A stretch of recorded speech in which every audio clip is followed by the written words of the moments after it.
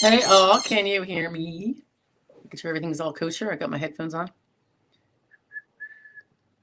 Let's see. I'm going to assume you can hear me, unless you tell me otherwise. But feel free to chime in that you can hear me. I don't want to babble too much. How are you guys all doing? Okay. I see some familiar faces. Valerie, can you hear me? I think everything's kosher. Thank you, Tara. Okay. Hope you guys had a great week. I feel like mine was like 2 steps forward, 1 step back at times. But did have a good something yesterday. A case that had been won at hearing, and it was a 40-something person. So it was one of those ones that we are trying to take more of. Prevailed at hearing in July, gets the monthly benefits, but the back benefits are just stuck, and we can't get anyone around and about. So, all 7 months go by, blah, blah, blah. And now, suddenly, the money popped into the bank account. So something happened, someone woke up at a particular field office or payment center. So that was pretty good. The delays that have been going on for a few years, it's just been terrible. Okay, so I see Jim Badal. I don't know if that's the right name, Jim. I don't know if we've met before, but nice to meet you. Thanks for being here. I need to make this bigger, don't I? Not that I like it that big, though. Yikes. It's a little frightening. Jim, it looks like you have a lot of back problems. Lumbar disc herniations, discitis, auto-fused. Ooh, no mobility or range of motion there. I got it. Oh, wow. Auto-fused. I'll finish this in 1 second, guys. I just want to change this view I have because it's too much of me in my face. How did I do it last time? Exit full screen. I just want to be able to read the... Oh, I guess I could go like this. Read the message. Oh, gosh. I don't even know. Hold on, guys. I got to fix this. All right. I guess I'll just have to be blind. Okay. And then Jim goes on to say cervical problems, disc protrusions. Okay. And multi-level foraminal stenosis, which is severe bilaterally at C3-C4 and on the right. I've been on pain management since 2022, severe pain, and I am 60. Do I have a claim? Probably. Just need to make sure you don't mention being insured for Social Security disability. I assume you are. I assume you were working up until recently or still are. You'd have to not be working or not working SGA in order to file. If you definitely want us to look at it, just definitely if you go to joydisability.com, Jim, there is up in the upper left-hand corner is a little line link for the free disability evaluation. And I can put that you spoke to me in here in one of the little comment sections in there, and I'll call you. Okay. But I will say, so you have age on your side. and you have objective evidence of impairments, so much is going to depend also on what your subjective limitations are. Interesting to bring up foraminal stenosis. We often think of spinal canal stenosis, which seems to be the horrible gold standard for backs at times. In addition to nerve impingement showing up on those MRIs, or abutment with the cord, or a compressed nerve exiting. But foraminal stenosis, which is different from apparently spinal canal stenosis, but when you look it up, it distinctly discusses, like if you look at Mayo Clinic or one of the Johns Hopkins or wherever, that can definitely cause pain. And I do see them tend to ignore it at the SSA in terms of severity, not denying that it exists, but we always have to correlate our objective findings with the claimed level of pain and impairment, and they seem to denigrate that a little bit when it's foraminal. I don't think they should, because it's expressed. I mean, I even put this in my things when I note this in one of my briefs, that foraminal stenosis, according to top dog, or it could be a spinal specialist website, for a medical provider office that's what they do, surgeries and such. You are seeing pain management. They're not going to treat you if you don't have pain. I like to make that argument too. And I think you have decent stuff. The foraminal, I was just throwing that up there kind of anecdotally, that they seem to not hold as much water in that as they do when it expressly says spinal stenosis.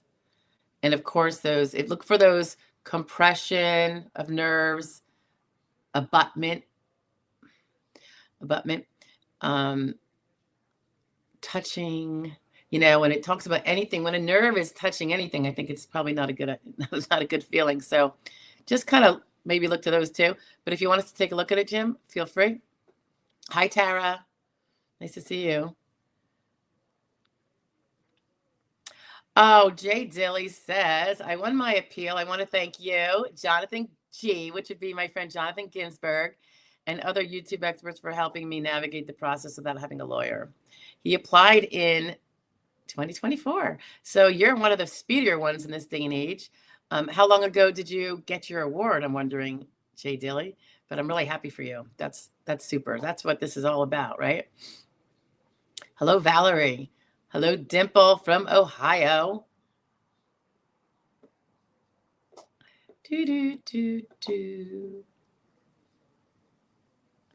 Sugar. You got your back paid quickly, Sugar? That's good. Like I said, I just had that case where the person prevailed in July of 2024.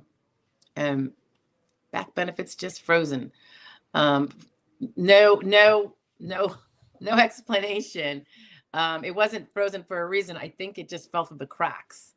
But I think right now they're digging things out of the cracks, because I think a priority is on getting people paid when they've proven their case, so that's cool. Let's see.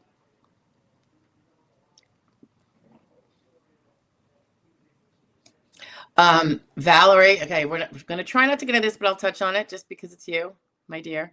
Elon Musk is calling Social Security, Medicare, and Medicaid entitlements, and he is looking at fraud or taking it away. Not looking at taking it away, so you're listening to false news. Looking at fraud for sure.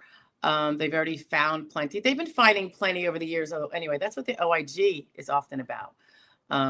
They may not have the resources to go after all the fraud, though, so maybe that will change. And yes, no plans to touch those programs outside of fraud.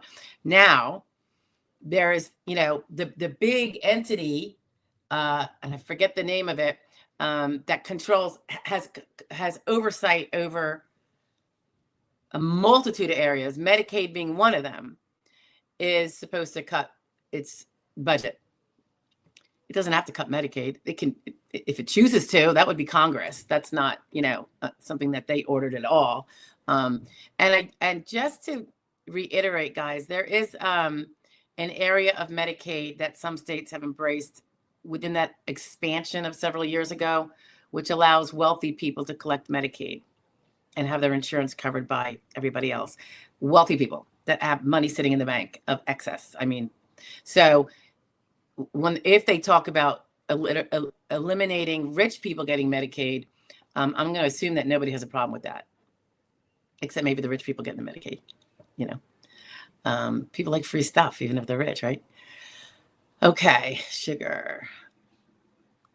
Before, did everyone get their payment on the first of the month? Before, did everyone get their payment on the first of the month, and now they change all that?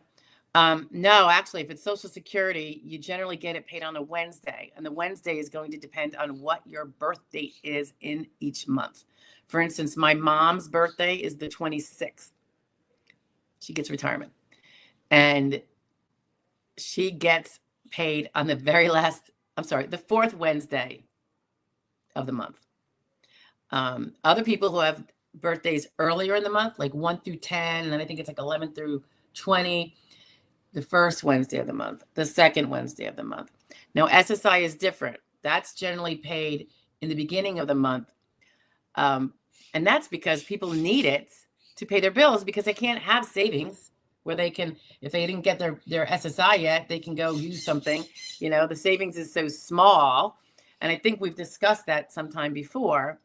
The SSI savings limit, which is called the resource limit, is $2,000 for a single person, $3,000 for a married couple. I get there's got to be a limit. However, that has been the same limit for, dare I say, 40 years. If that was considered needed as a savings, they need to have a certain amount, 2,000, 40 years ago. Shouldn't that have been vastly increased? Shouldn't COLA apply to that and SSI folks get way more? So I hope they adjust that and let COLAs apply, number one, and fix it and bump it to where it would have been had the COLAs always been applied. So people can at least have the kind of savings that if something happens, they got a couple months of rent they can, pay or more, car breaks down. What can you do with $2,000 right now? Squat. So that has been a disingenuous thing for a million years within the SSA system. I don't understand it, but it's something that we fight for, to get the SSI resource limit appropriately adjusted with COLA. It just doesn't make sense not to. It just seems very false. So you can't say it was needed in 1980 or whenever it was, but doesn't need to go up with the cost of inflation. Makes no sense. Okay, I digress. But yeah, SSI does get paid early in the month because they need that money to pay their bills, because they don't have savings. That's the whole. You're not on SSI if you have savings of any magnitude. Virginia. Hi, Virginia. Nice to see you again. They're on step 5 with the Social Security after receipt that they got my dire need letter. What am I looking for next? Well, that depends on what step 5 you're talking about. Are you still in the medical workup office, the DDS at the state agency? Or have they made a decision that you might not know, a determination of whether you're disabled or not under the rules, and send it back to the field office for that non-medical workup? Because once it goes back to the field office, it's a whole different step system. It's internal. It makes no sense to any of us. It doesn't have any meaning.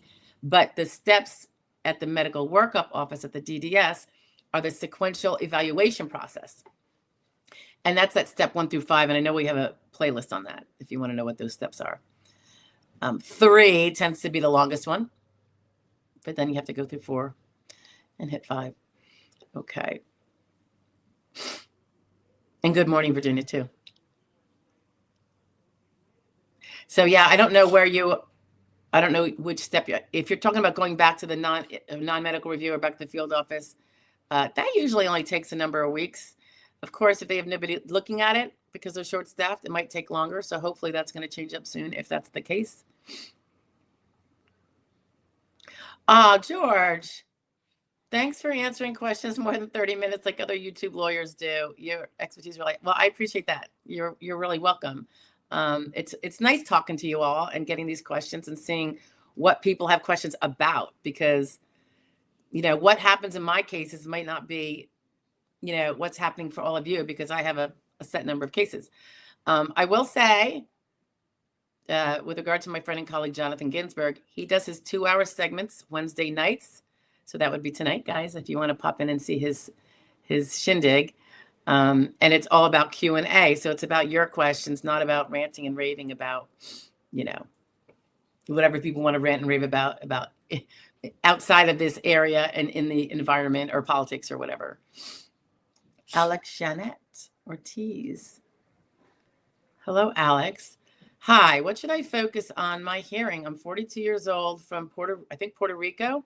Work bank manager 20 years, limitation, headaches, blurry vision, loss of vision, fatigue, concentration, sadness, etc.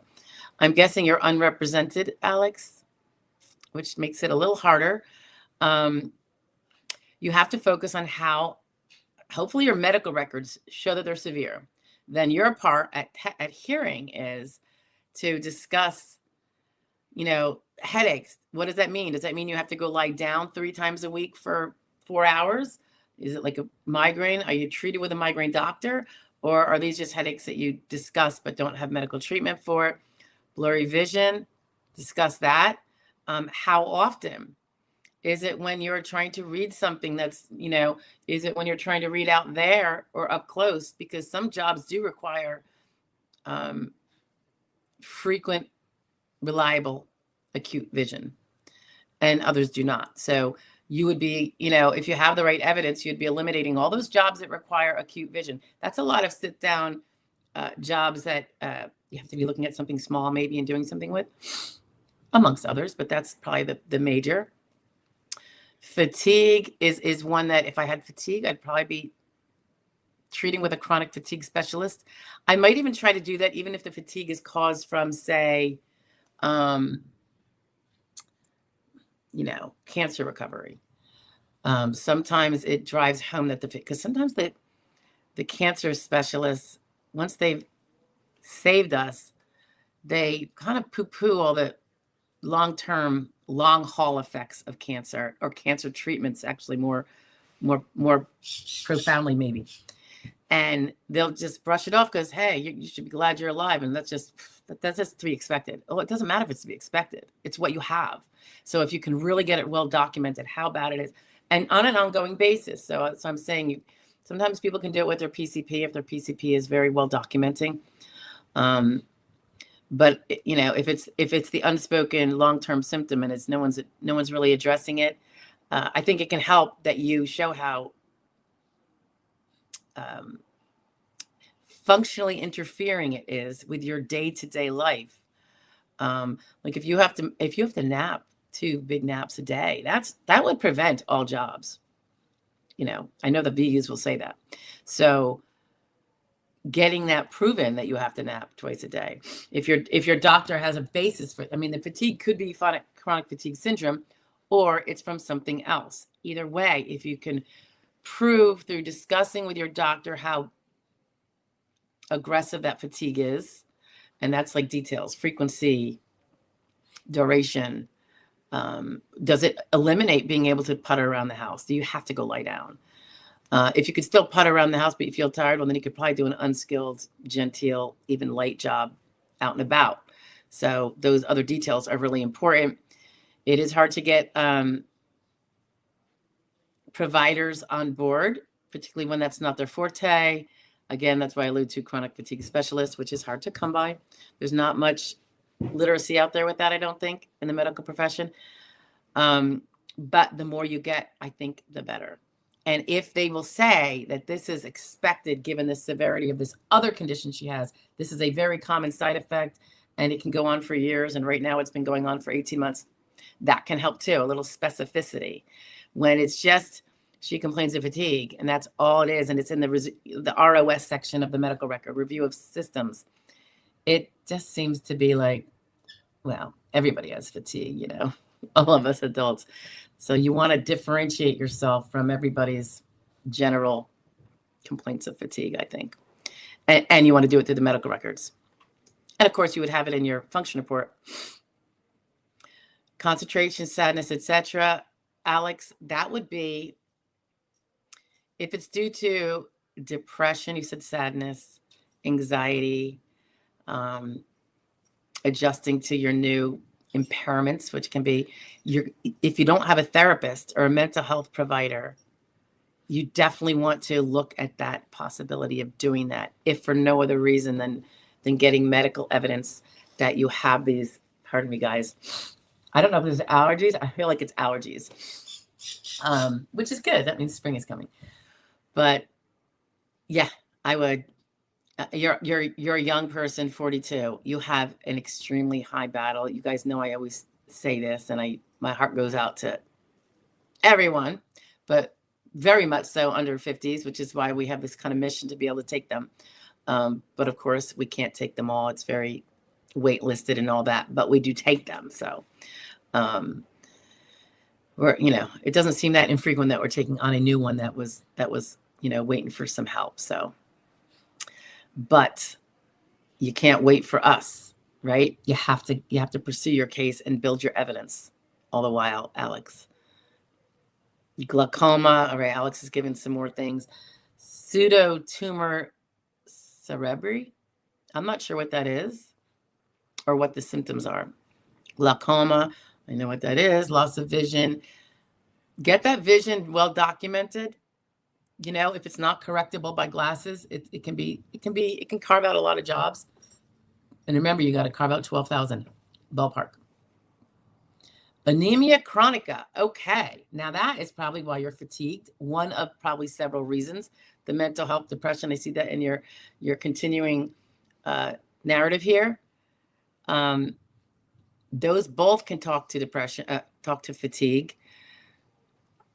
I would go to a specialist and talk about the fatigue. Like if you're seeing, I don't know, anemia, who are you seeing for that? Endocrinology? Rheumatology? If it's any of those, Alex, I would go to town. Every time you go, talk about the things that are limiting you so much. And I know fatigue is horrible. I mean, it can make the person with the most ambition suddenly not have any ambition they can even tap into. So yeah, not good. I don't know what that means. Pass 2 of their CDR and have 2 RFC. I don't really know what that means. It sounds like you prevailed and you have a CDR. So if you already prevailed and now you're having a CDR, your chances are very good, unless you've improved or slacked off on treatment because you didn't think you needed as much, which is a symbol of potentially of improvement. So you never want to slack heavily after you prevail. I'm assuming you didn't, but anyway. Oh, Sugar, thank you. She's being very kind. Your help here gives everyone hope. That's really nice. I know some people don't feel like they have hope, though. So, Trish. Hi, Trish. Good to see you. Part 1. My husband had a hearing and was probably denied. Filed at 53. Initial said light restrictions. Of course they did, because then they can't win it. 53. And semi-skilled stalker SVP4. Stalker SVP4. He turned 55. ALJ didn't mention changing onset date to age 55. So I think you're saying he turned 55 before his ALJ hearing.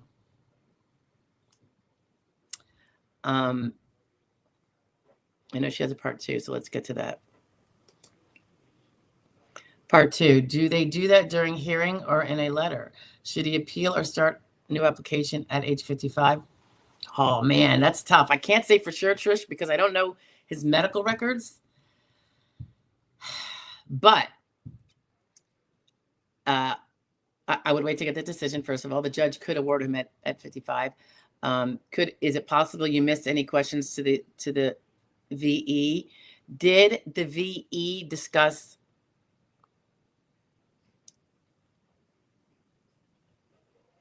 he could still award? I'm thinking here, he could still award and give him an award at age 55. It would be a partially favorable award because he's not going back to when you said it was. And if he does, then you have to decide if you're going to go with that. I've seen them do this a lot when they want to, they want to save some money is the theory. Because if you're sure he can't do 6 hours a day out of 8 on his feet because of whatever his impairments are, and they say lights, which means 6 hours on his feet, when you're positive, he can't even do a sit stand option job because he needs to rest that back or whatever. I see this a lot, and I did appeal one. I spoke about this a few weeks ago. We appealed one. The guy was under 55, and this was a heavy construction dude, and had surgery, shoulder surgery, had back issues and stuff like that, and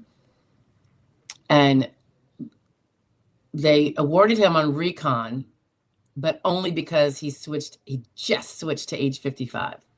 On initial, they denied him, saying he could do light work. The guy can't be on his feet for 6 out of 8 hours, 5 days a week, week after week after week. Pulling off a day or two would cause a lot of pain. But this is what they did. It was disappointing, particularly because there was no legal fee then. So it was one of those pro bono cases, even though you win and he gets his benefits. But of course, he was very disturbed that he didn't get the 2 years of back benefits since he was 53. Because he's like, there's no way I could do a light job. So we decided to appeal it because it was like $60,000 lost to him. And I make my appeal decisions having no regard for attorney fee. Doesn't matter. We have the hearing. I thought it went really well, but lo and behold, the judge says, yes, he's disabled as of 55. He called that favorable. I'm like, but that's what we had. And now we just spent a year appealing it and building more of it, So it was really disappointing to appeal that one. I felt really bad for my guy. He was so, very disappointed, as was I. So yeah, you have to play that one by ear, Trish. Maybe he'll win it at 53. You don't know. You don't know. And then if he doesn't, are you willing to take it at 55? It's a loss of back benefits, right? Generally, assuming you filed, back in time. It's frustrating. So Jay Dilly, who prevailed, it sounds like on initial, right, Jay Dilly? 11 months from start to finish. Okay, very good. So it was 2024, but it was a lot of 2024. Or did you prevail in 2025, but you started in 2024 and that big long delay? Okay. Dion. Any suggestions for vets who are 100% PNTVA with individual unemployability? File for SSD, and keep up that treatment. And whether that means staying in the VA because you have to, but being a very squeaky wheel to get treatment they might not otherwise be promoting, or getting community service if you can get that approved. Age is going to be a big factor too, Dion. Over 50, under 50, all that. So it's all very particular to the case, like it is for anybody else, really. But you do have going for you that there's already plenty of medical evidence.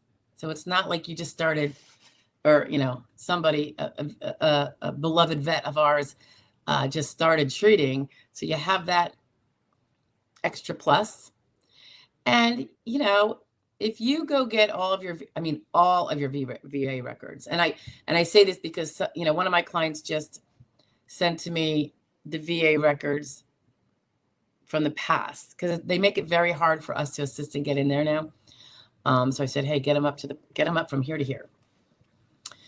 And it was like 66 pages. And I said, that can't be right. It should be like 1,000 or more because you've been treating there for 15 years. So he did go back and find a different button, because I said, get them all. Don't get continuity of care and only that. Like, get the whole kit and caboodle. And then it was like, I think this is just the other day, I think it was like 700 and something pages. Now, granted, a lot of that is redundant BS, repeating stuff, but it will have maybe more progress notes or something, or maybe it goes back further. I haven't actually looked all the way through it yet. But I will. But definitely those guys should apply. And SSA will look at everything they have at the VA, assuming they get it all. And they should be able to get it themselves, but I see, not necessarily perfection on that end.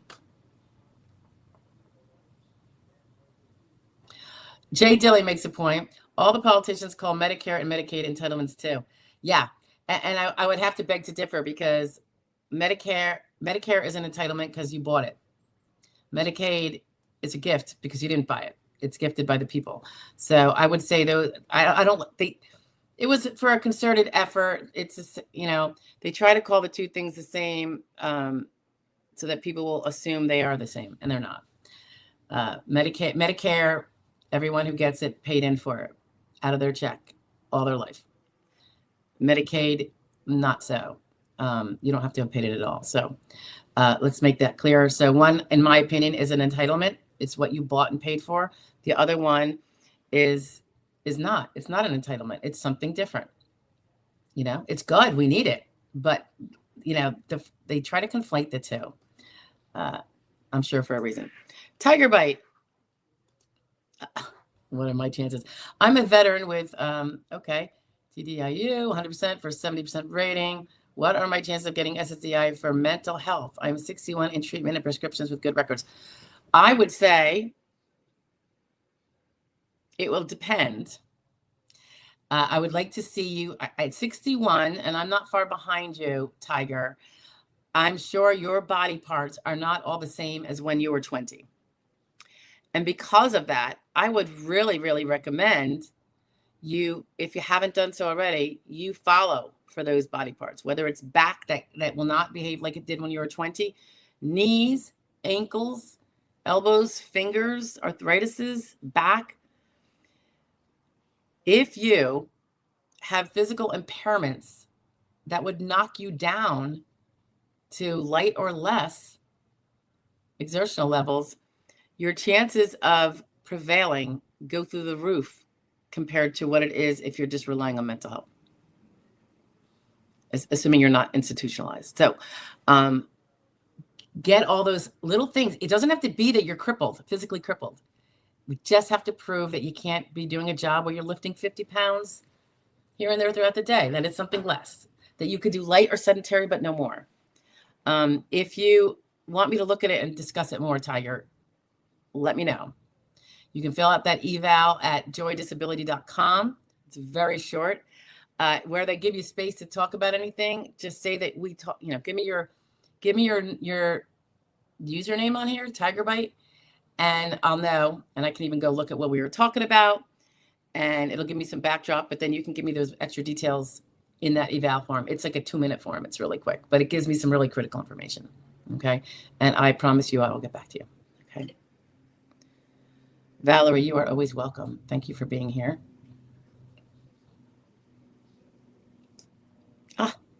Sugar.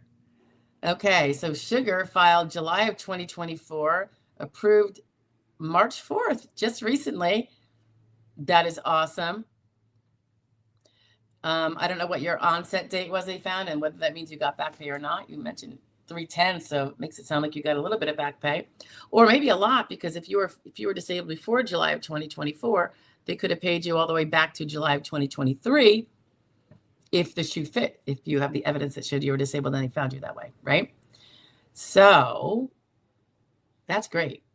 And that, in this day and age, given how slow they've been for the last 3 years doing initials, that's not a bad time frame.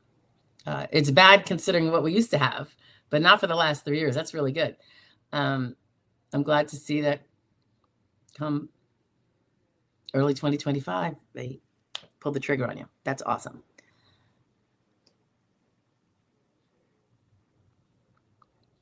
Okay.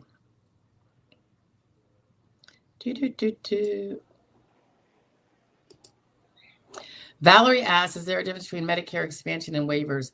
I suspect there is, Valerie, but I do not study up on, and by the way, I think you mean Medicaid expansion, because it's not Medicare expansion. It's Medicaid expansion. If it was to be Medicare expansion, that means they're going to try to make it universal and everyone gets it, not just the workers. But guess who pays for it? The workers. Medicaid expansion. And I'm not brushed up on waivers, so I can't really speak to that. I don't think it's the same. Medicaid expansion was where states could opt to expand to include more people that probably needed it, but also more people that didn't need it but wanted it. And that's how Medicaid got really thin and watery for the people that needed it because they had to share it with everybody else. S. Lewis. I always say St. Louis, don't I? Grande? I always do. I read on SSDI District Court decision online at Justia. The magistrate judge indicates that the ALJ restricted the claimant to work that involved no team tasks. Limitation seems unreasonable. I don't know what you mean. So it sounds like he can't really work with coworkers. Maybe he has to have, it can't be a team task. He's not really good at, maneuvering, negotiating himself with other people that closely to get a task done. That's my guess. I don't really tend to see this. No team tasks. I usually see only occasional coworker interaction or no coworker interaction. So I don't know. So I'm not sure what you mean by limitation seems unreasonable. But you read the whole case probably, so you would know more than I would. I don't know which one you're talking about. Sugar's talking about the SSI resource limitation for single people at 2,000. You are so right. There is no buffer. So it's ridiculous. I agree with you. That SSI resource rate, I don't know what the amount would be if we put all of the COLA together since they started this, but I say at a minimum, that's what they need to do. And because I don't think COLA actually brings everybody up to what inflation does, because I think COLA is it's not really accurate for what people need to get by. Energy costs, for instance, and food and what have you. What's just gone up through the roof? So I feel like they have to go above what COLA would have been if they're going to fix that.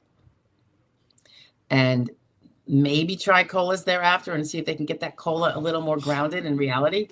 The basket of goods upon which the index relies and upon which COLA then relies doesn't seem to be accurate, in my opinion.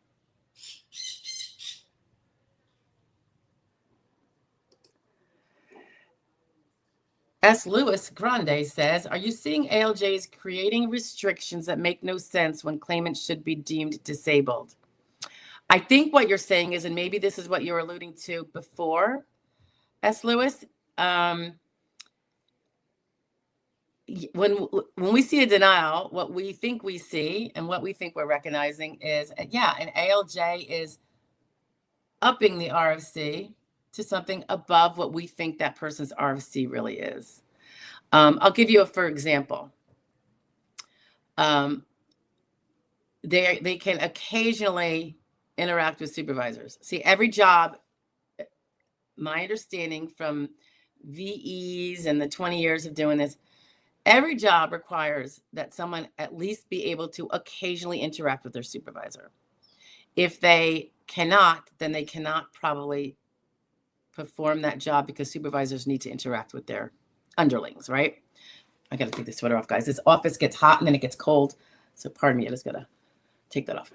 Did you see my face getting a little red? Let's get some more. So I'll see when I know a person is not going to be able to do an 8-hour job, and then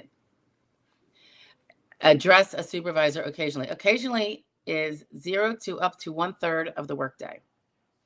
And usually this is a mental health limitation, right? And so we've posed it to the VE in front of the judge. And it'll be an aside. It's not like an attack on the VE or anything. I don't find that to be largely fruitful. I just ask questions that I know I'll get the answers I want. So one thing we ask is, so if that hypothetical person who can occasionally interact with supervisors, but no more, and that's up to a third of a day, correct? Occasionally, and they have to say yes. And then say, so that means 2/3 of the day they are unable to interact with the supervisor. Is that a fair statement? And they'll say yes, or they'll moo and caw, or, you know, mumble. And then I'll say, and is it the employee's decision of when to interact with the supervisor, or does the supervisor decide that? Does the employment decide that, and not the individual, the worker? And they usually say, yeah, the employment decides, you know, when the person's going to have to interact with the supervisor. The employee doesn't get that decision. I had one VE say it would be 50-50. Sometimes it's the employee's decision, sometimes it's the supervisor. In which case, I suspect that means when the employee needs something from the supervisor, he's going to make that decision. But if an employee is not capable of doing that, of course, that's not going to happen. But in any event, so if the basic pull on that was, if the supervisor gets to pick when the times of interaction are, and the employee is only able to 1/3 of the day, and this is going by the judge's hypothetical, right? If the employee is only able to do it 1/3, and we don't know when those little 1/3 in that 8-hour day are going to take place. Is it this first 5 minutes, but not the next? You know, what then does that really amount to when it comes to when the supervisor wants to discuss it? Is the supervisor, you know, if he comes up and say, "Can I talk to you now, employee? Is it okay?" And if the employee says no, is that going to be acceptable? Is that going to be a job that person's going to keep? Obviously not. So we do toss that in there, but it will often be ignored by the ALJs if they are on a mission to deny this person. So that might be something to appeal, you know. If for no other, and AC often ignores the really good points you make an appeal, and if they overturn it, it's usually on something utterly different. So I don't know. It's very interesting, but I appreciate your question. Another one that they'll do it with, where they'll up the RFC to something that is way beyond. A person with severe arthritis of the hands. You know how the frequency levels of using different body parts are constantly? That would be the full 8-hour day. Frequently, that's up to 6 hours, or up to 2/3 of the day. Occasionally, up to 1/3 of the day, and never. So, a person with severe arthritis in the hands, I often see this. It's pathetic. I'll see, she has arthritis, so she's limited to only frequent use of her hands and fingers. Severe arthritis, frequently. So he's feeling like he's justified the limitations by not giving the constant, by actually putting in a finger limitation, albeit it's frequent. It's, I think, ludicrous. A person with severe arthritis of the hands that complain of stiffness and pain upon using them too much during the day at home when they're not working, suddenly they're able to do it 6 to 8 hours straight. Doesn't seem right to me. So that would be another example of where they are overstretched. But it would be across the board, S. Lewis. I think when they want to deny, they are going to,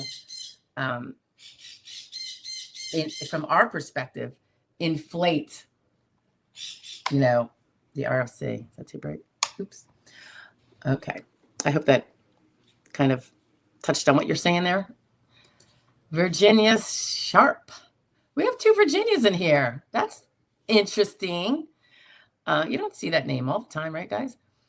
I'm applying for SSD. How will having worked for PERS for 5 years affect my benefits? I don't know what benefits you're talking about, and I don't do PERS, so I can't really help you with that. Sorry. You have to talk to your PERS people. I do SSD only. That's all. And if you're referring to the WEP, windfall elimination provision that applied to government workers that didn't pay Social Security on their pension deriving work benefits, that no longer will apply because WEP has been eliminated by Congress. several weeks ago. Okay. So that's good for you if that would otherwise impact you. Right, Virginia? S. Lewis Grande. Okay, we're getting to politics here, so I'm going to keep this short. You and former Commissioner O'Malley think Doge has ulterior motives. O'Malley recently gave interviews and spoke on Musk during those interviews.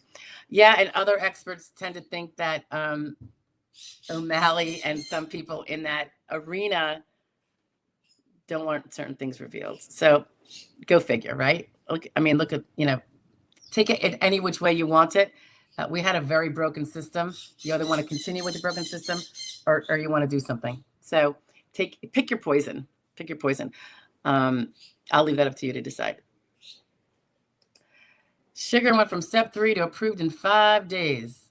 Was that step 3 of the sequential evaluation process, Sugar, or was that step 3 once you were out of there and back at the field office? 2 totally different step systems. And I can't speak to the one at the field office because that's an internal thing where it's fairly meaningless to those of us that are claimants or the attorneys. M. Williams, talking about the weather. We did have great weather. In fact, it's not too bad today, although it's getting overcast. We had 70 degrees yesterday. Woo-hoo. It's kind of nice. I did one little thing outside to say I did.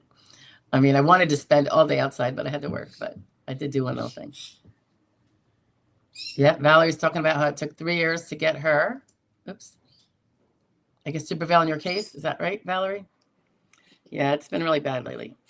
Let's see. Diane Munsell, nice to see you again. My husband collects retirement Social Security. At what age can I claim spousal benefit? Do I need to have 40 credits as a spouse? You do not need to have 40 credits as a spouse, Diane. It's for spouses who maybe didn't work at all. That's the beauty of the marriage, You're the dependent, right? So it doesn't depend on your credits. You can start generally at age 62. If you take it at 62, it's going to be about 35% of his primary insurance amount. So it's a big hit. If you wait till your full retirement age, it will be 100%. Well, sorry, no, 100% of the, I take that back. That sounded really confusing.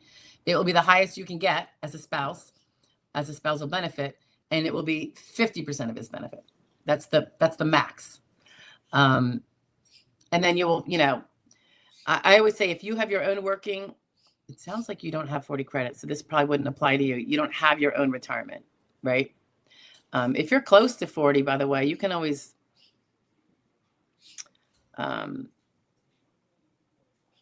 get a few extra credits if you're able, and then change that. However, if your spousal is always going to be bigger than your own, that might be not really for this purpose anyway. Working won't change that. It'll put money in your pocket, but it won't, even if it's very part-time work. Angie, nice to see you.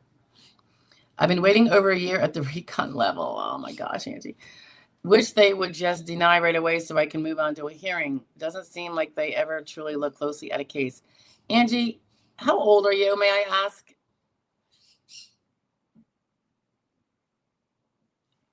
If you can pop that in there. But I know some of these are really long.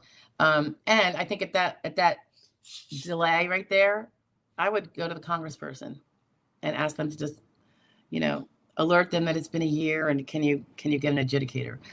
I don't know if we talked about this last time, Angie, but I suspect that you have not had an adjudicator for the bulk of that time.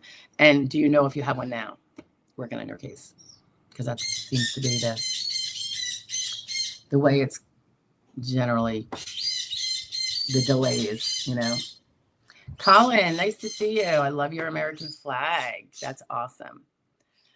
I'm turning 55 this year and I'm on SSDI.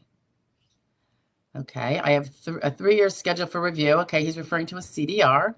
I had one medical review 12 years ago, but everyone since has been deferred. What are the chances I will get reviewed again?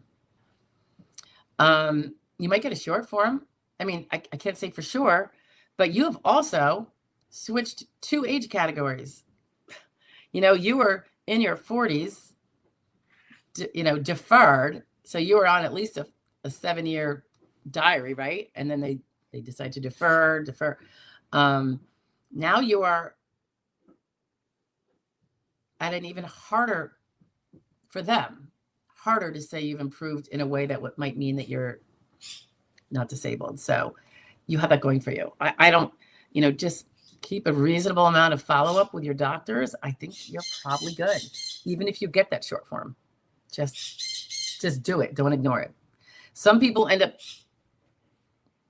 being fearful of it and they ignore it. And then that's going to be almost a definitive denial, right? Or, a cessation on CDR, ignoring it because they're like, I'm afraid they're going to deny me. Well, they're going to deny you if you don't respond. So you have to do it. Chance of getting reviewed again fully, Colin, that I can't say. It sounds like you have a good chance of being deferred again, but you can't, you can't always. New technologies come about, new medications. They didn't know whether you're on that new therapy and you could possibly have improved. And then that would probably be a short form. So either way, you're probably doing pretty good. The art of practice. Gosh, the heat just cranked in here. I have this thermometer or thermostat, and it's very unpredictable. I don't really understand it. I have a tortoise in here, and I like to keep it warm for her because they need it warm. She's South American, after all. I also have heat lamps for her that she can crawl under, but she tends to want to go near the electric, not a radiator, but the floorboard. But of course, it smokes me out sometimes. It doesn't stay. I had to put it up to like 82 to get it to go on one day for her. Yeah, doesn't make for a good electric bill. Okay, this is art of practice. I'm sorry, I digress. How useful is an independent vocational expert evaluation report at the initial filing or ALJ hearing? In what way is SSA required to consider it? They're required to consider all your evidence. So the vocational expert, though, remember the vocational expert, if it's a vocational expert, is generally responding to a set of criteria of assumed limitations. And would there be a job a person of that assumed limitation could do? You don't know what the judge is going to find your limitations to be. So in that sense, there's limited use. Now, if you had I'm just thinking ahead here. If you got a vocational, let's say you had your hearing, and you hear now you know the RFCs that the judge gave the vocational expert.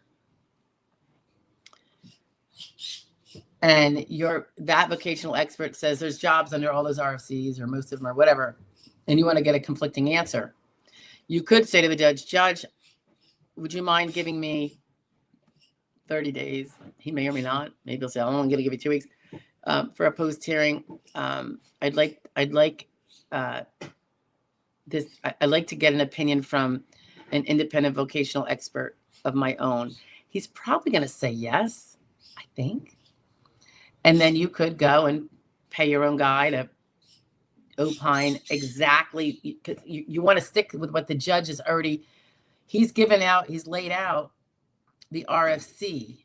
1, 2, 3, or 4, however many, each hypothetical has its own RFC. So you want to use those exactly. That's going to be hard. You have to get you got to get a copy of the audio file too, unless you're really good at taking notes. So it's really not that easy for a person without a representative, because I don't think you have access to that. We have access to the audio of the hearing in less than a day, I think. But you might not. So again, so if you're going to present your VE with your extreme limitations as you see them, that's not going to do you a hell of beans if the judge is not finding those limitations to be satisfied to his, substantiated to his satisfaction in the medical record.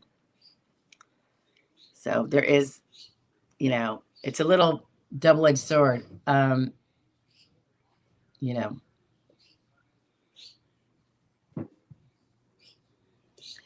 And so Eddie's asking about, hi, Eduardo.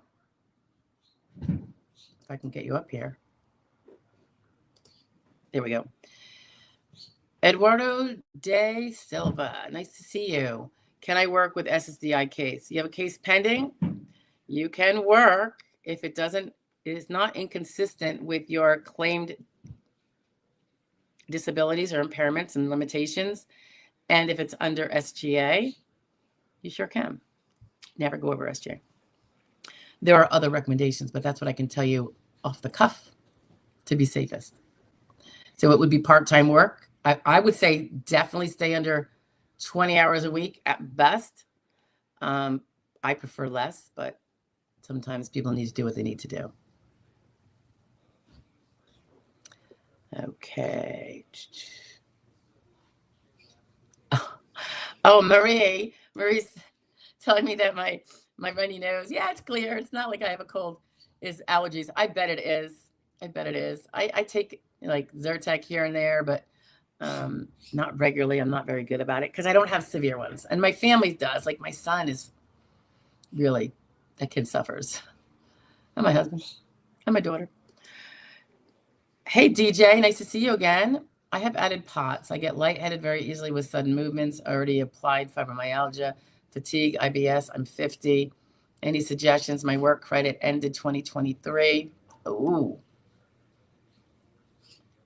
So everything that applies to you basically is when you're under 50. So it doesn't really matter that you turned 50 now unless you have an SSI claim attached to their SSD claim. So if you are poor, which usually means not having a spouse who's working and such, and not having a big 401k, I would make sure you have the SSI claim. And the POTS, that's all after the fact too, presumably, right? So it is tough, DJ. DJ Kenny.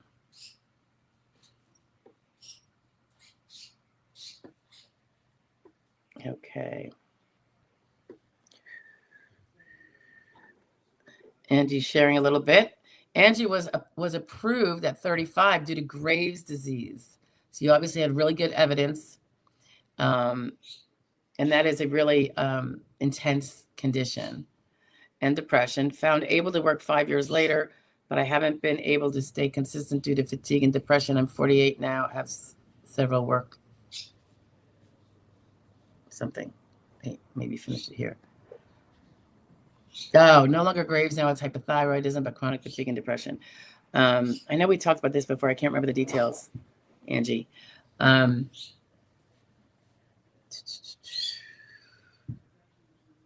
Why did it go from Graves to hypothyroidism? Is that correct? I don't know.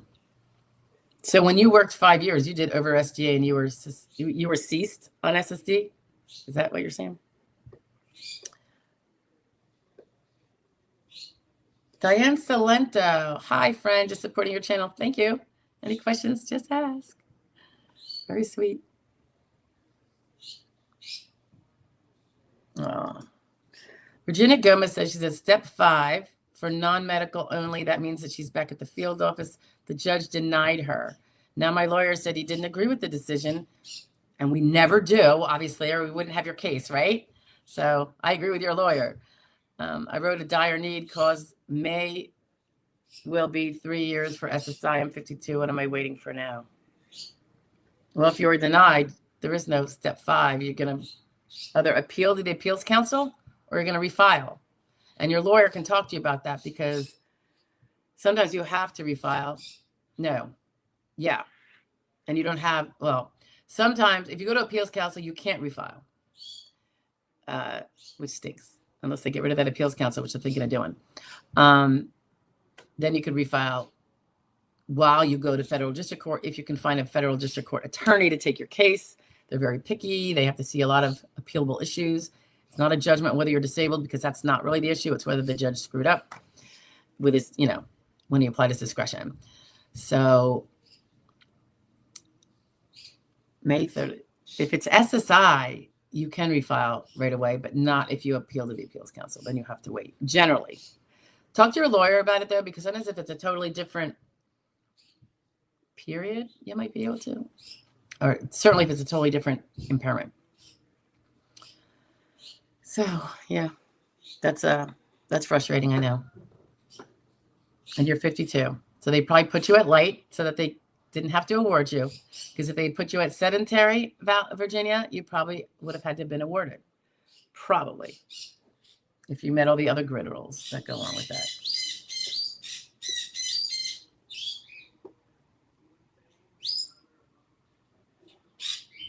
I'm not sure about this, Alex. You were denied, have hearing May 7th. Judge 40%. Oh, that's not the worst rate ever. Other limitations, side effect, medications, 7, total 3, nerve pain, got pen, 2 anemia. And I forget Alex, were you a younger person? Sorry. It flies out of my head when I move on to the next question. Let me see if I can scroll up. Oh my gosh. Oh. Yeah, you're younger. It's hard. Give it your all, though. You know, we've won probably. Well, the ones that went to hearing, I think 100% of our young people this year. But I'm a nagging witch, you know, and I'm like, go to the doctor. Gotta do it. Gotta get them to win, right? Let's see. Okay. Elliot. Hi, Elliot. Do I say Polach or do I say Polak or do I say Polash? How do I pronounce that? I'm just curious. I love to make sure I can pronounce names right without butchering. I'm 33 years old, blind on SSDI, and considering finishing my bachelor's degree and going to law school. Awesome, Elliot. Come work with me. Will this flag for a CDR, and will vocational rehab have a problem if it goes to ALJ? Well, vocational rehab won't have a problem. Do you mean will the ALJ have a problem if you go to vocational rehab? Few issues here. You're on SSDI. Are you listing level blind, Elliot? I'm assuming you are, right? That you won on a listing and your eyesight is still listing level. Okay. Then it should not matter what you're doing. Going to school, finishing your bachelor's. None of that should matter. What will matter eventually is if you earn more than SGA as a blind person, which, as you know, is way higher than for the other people, other disabilities. You almost have, it's not quite double, but it's quite significantly more. I want to say it's close to, is it over 3,000 a month yet? I did a consult. It was a very extensive, I did a 2-hour consult and then ended up working about, 30 hours. But there was this lovely lady. She was so awesome. Blind also, and had seemingly gone over SGA. And we were working on an 820 to show that she did not, between all the things you can do to show that she didn't, even though it looked like it, including all those business expenses for the self-employed part of her income. So anyway, it was fascinating, but I know that I forget what the SGA was for that. That was mostly 2024 work, I think. And yeah, just got to stay underneath it. Once you go over, if you're going to be a lawyer, you're probably going to be well able to go over. And then when you're earning that money, I think that's when it's going to be like anybody else. You're no longer not earning. So I think you're going to be good, Elliot. And I'm very proud of you for going back to school. And by the way, I'm not a big fan of college and the way things are run, but I will say, you already got a bachelor's started and you want to go to law school, and at least then it's not basket weaving. You have a thing, you can get a license and you can go run your own show and be the master of your game. And it's awesome. It's not like a degree in underwater basket weaving or economics like I was, because it's just very general. Okay. Did my voice sound funny with that? It sounded funny to me. Valerie's asking about a supposed no, there is no $5,000 stimulus. I know they were just throwing out ideas, and I love that about when people up above throw out ideas instead of be all narrow, like, there's only one. It had been an idea, like, should we give part of the Doge savings of the waste that they found that they pulled back. Should they give that back to the taxpayers who obviously paid for that waste? The theory is very kind, but I've heard of studies asking people, do you want them to use that to give $5,000 back to the taxpayers, or do you want to see something else? And I think 70% were like, no, use it to pay down the deficit and move forward and, not let it happen again. That was the general theory. So, but then 30% said the other. So I don't know. I think it would not be well taken, to do that, even though it's taken from everybody who paid in. I agree. It's definitely a taxpayer paid thing. So I can't say it would be wrong to do it, as long as it's only going to the taxpayers that paid for it, of course. It's not a stimulus for everybody, just for the people that paid it and, got their taxes ripped off. But I think most, the taxpayers who are tired of the kicking the can down the road might not want that. I'm sure there are other polls that say otherwise. It depends who you ask, right? Probably if you ask a bunch of 18-year-olds, they might be saying, give me the $5,000, I'd have been saying that when I was 18, for sure. Muley, hey, bud. I'm appealing my onset date. You did decide to appeal. Okay. And I'm trying to remember the details. I start getting paid in September by SSDI. Will I still get paid while appealing the case? Yes. You will still get paid while appealing the case. And if you have low risk remember, when you appeal onset, the whole kit and caboodle is opened up and could potentially be overturned. So I presume that you looked at the finer details of your case and decided the chance of the whole thing getting overturned is very slim. And that can be the case. If you're not a younger person, if you're like 55,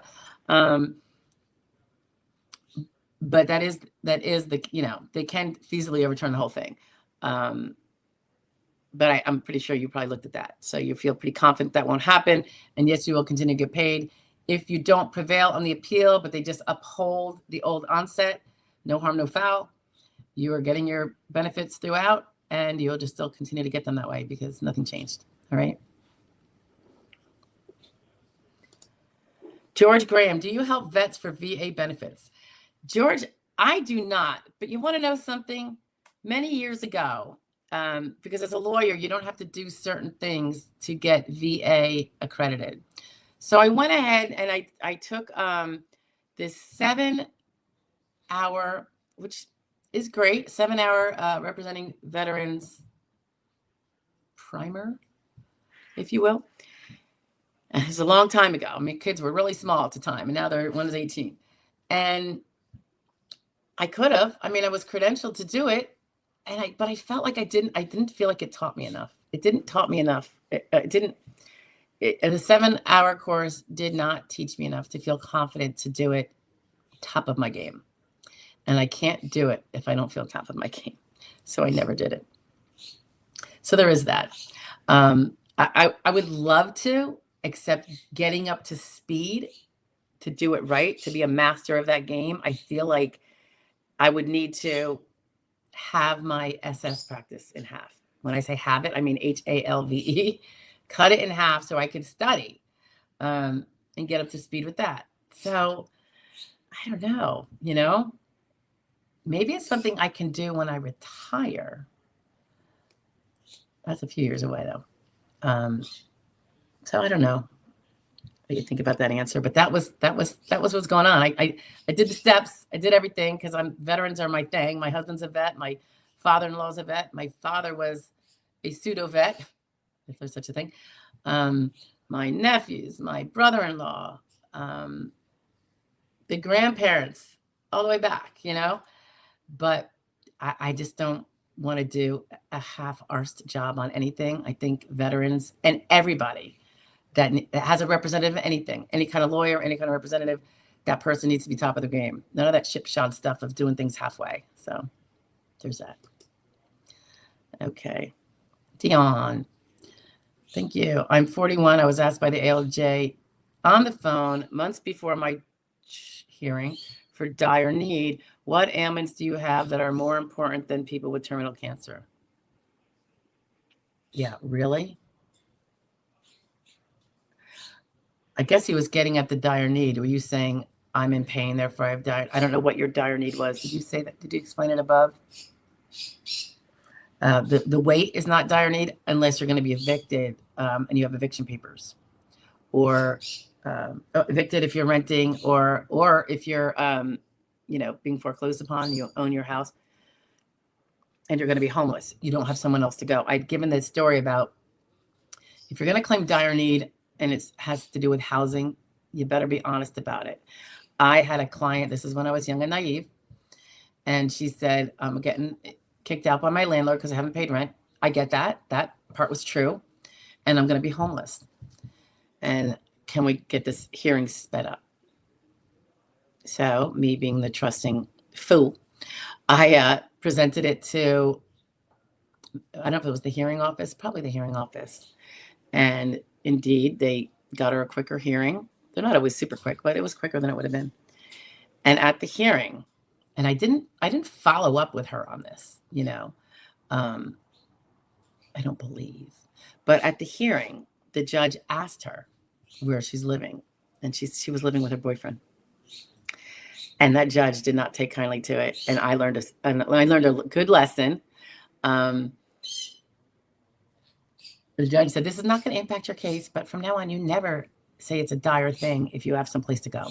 It's for the people that are going to be on the street or in a shelter. Truly not go and live with a friend or family member. So just a word of caution there, guys, if you're going to exaggerate that. So nowadays, I don't do it. If someone is going to be evicted or foreclosed on a house, I say, send me the paperwork and I will shoot it up to the judge. And I'll do their 795 certified statement. It's not going to be coming from me. So there is that. So I'm thinking, Dion, he might have gotten the impression that your dire need was due to, I'm in pain, I'm suffering, because everybody is. And dire need is for the thing I just mentioned, and terminal people that are about to die, like within a year. So maybe that was it. But then it seems to me that your dire need would not have been granted, and your hearing was just in the regular course. So I don't know what else happened. I mean, it sounds like you're saying they granted you the dire need expedition of your hearing scheduling, but then the judge wasn't happy with it. So yeah, you got to be careful with the dire need.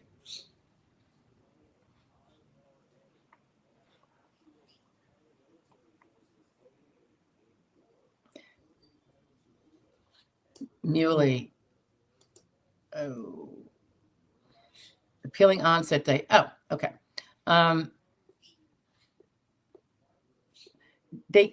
Well, who made the Muley? Okay, so if you appeal your onset date, guys, because they awarded you on initial or recon and you're appealing the onset date only, I think maybe Muley, that's what happened to you. He then asks, can they make a decision about appeal without going to a judge? Sure.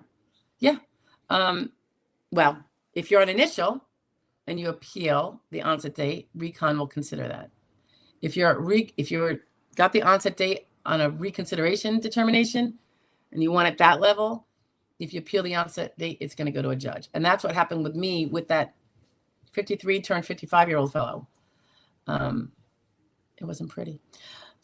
Well, no harm, no foul, but we put an endless amount of work for nothing. Okay.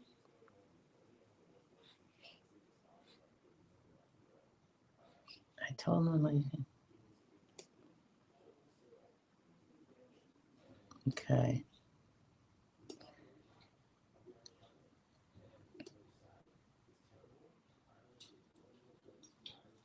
Oh, Elliot provides a good share here to Valerie.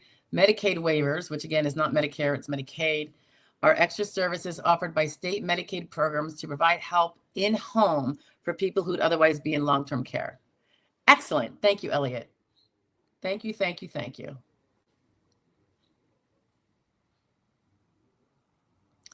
Okay. Thank you, Trish.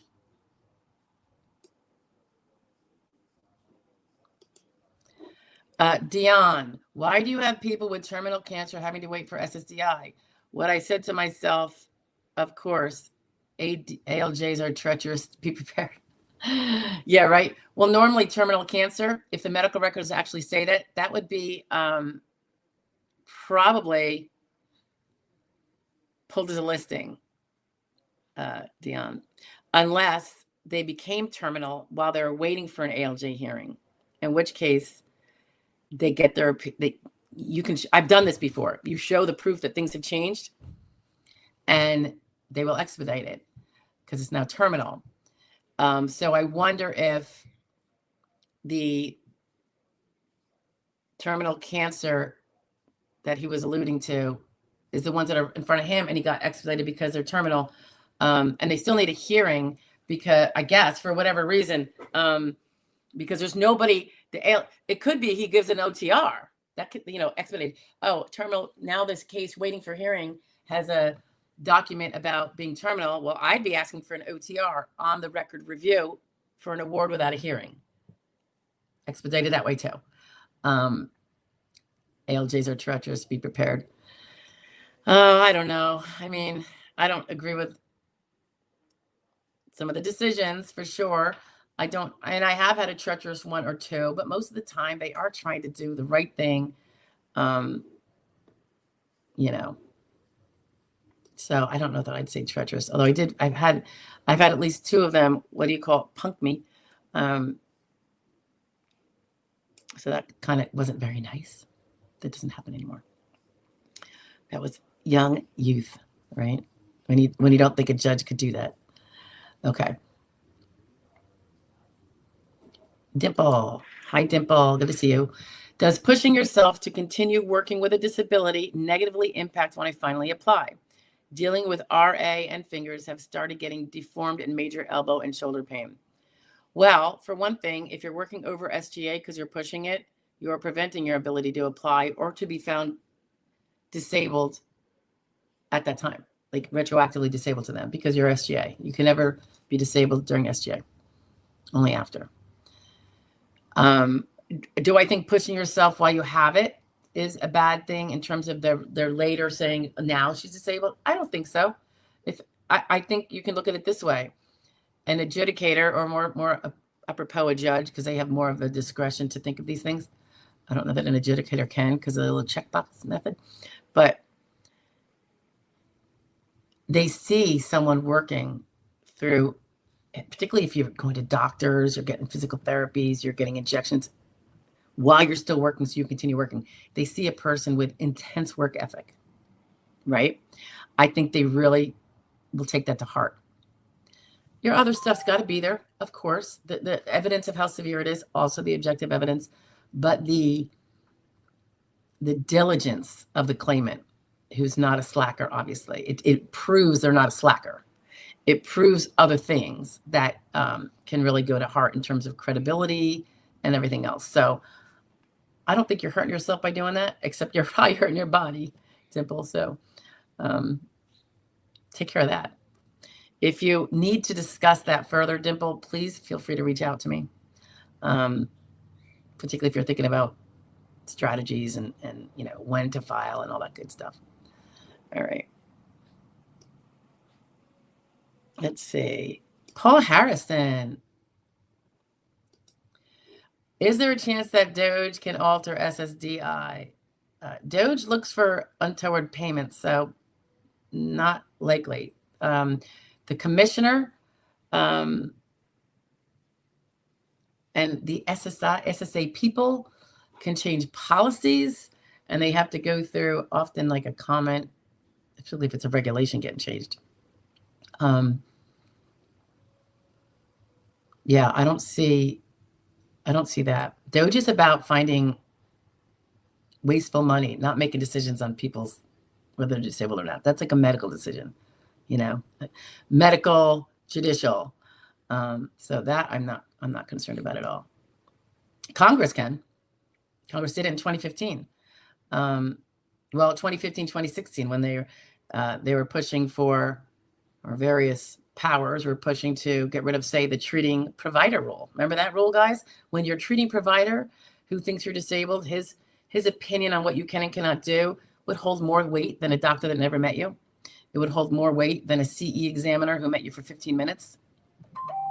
Those days were over when this push in 15 and 16 came to fruition at the end of that term, and then became effective in early 2017.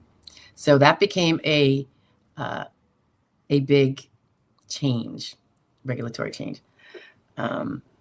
We don't like it. None of us liked it, because I think a treating provider knows you better than anybody else.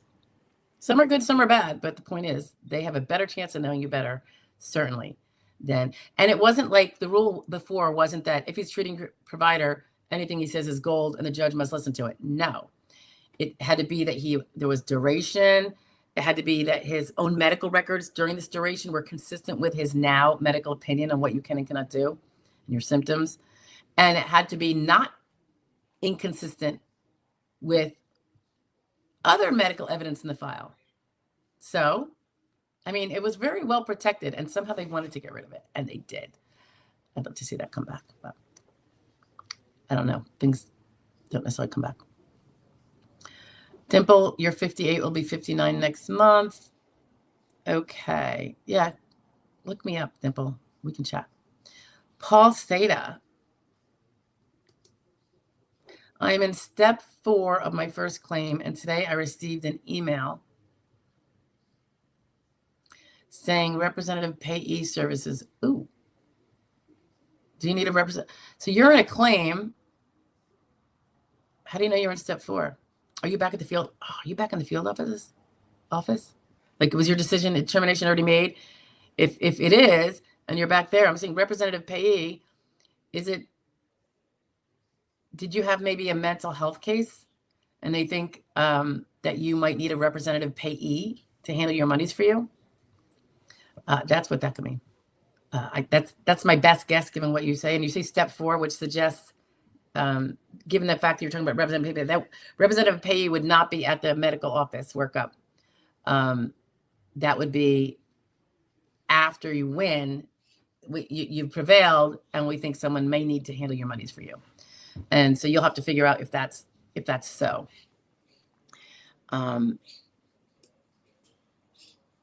Don't worry, Dion. ALJ, ADJ, all good. It's funny because ADJ is short for adjudicator for some of us. So it's all these acronyms. I get it. It gets a little over the top, right?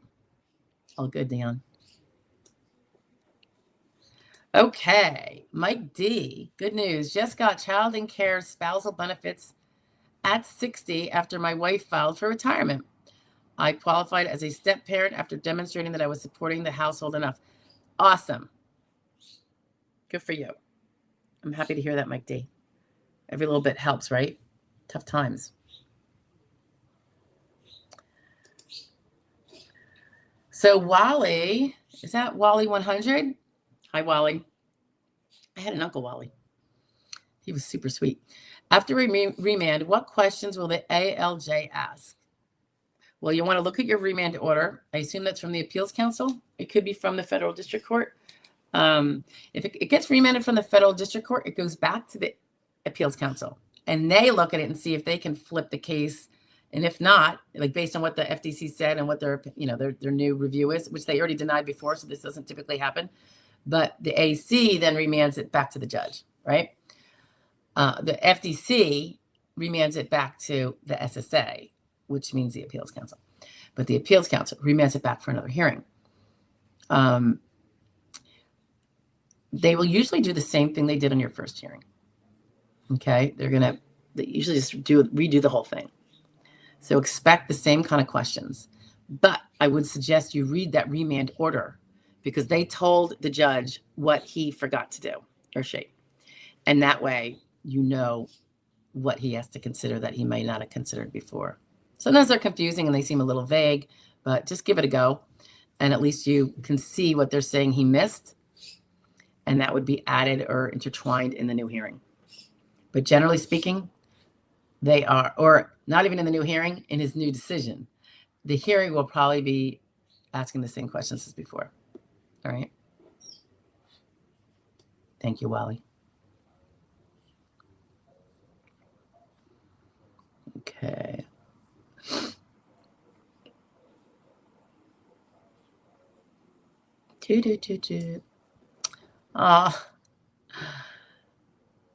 Love it. 609.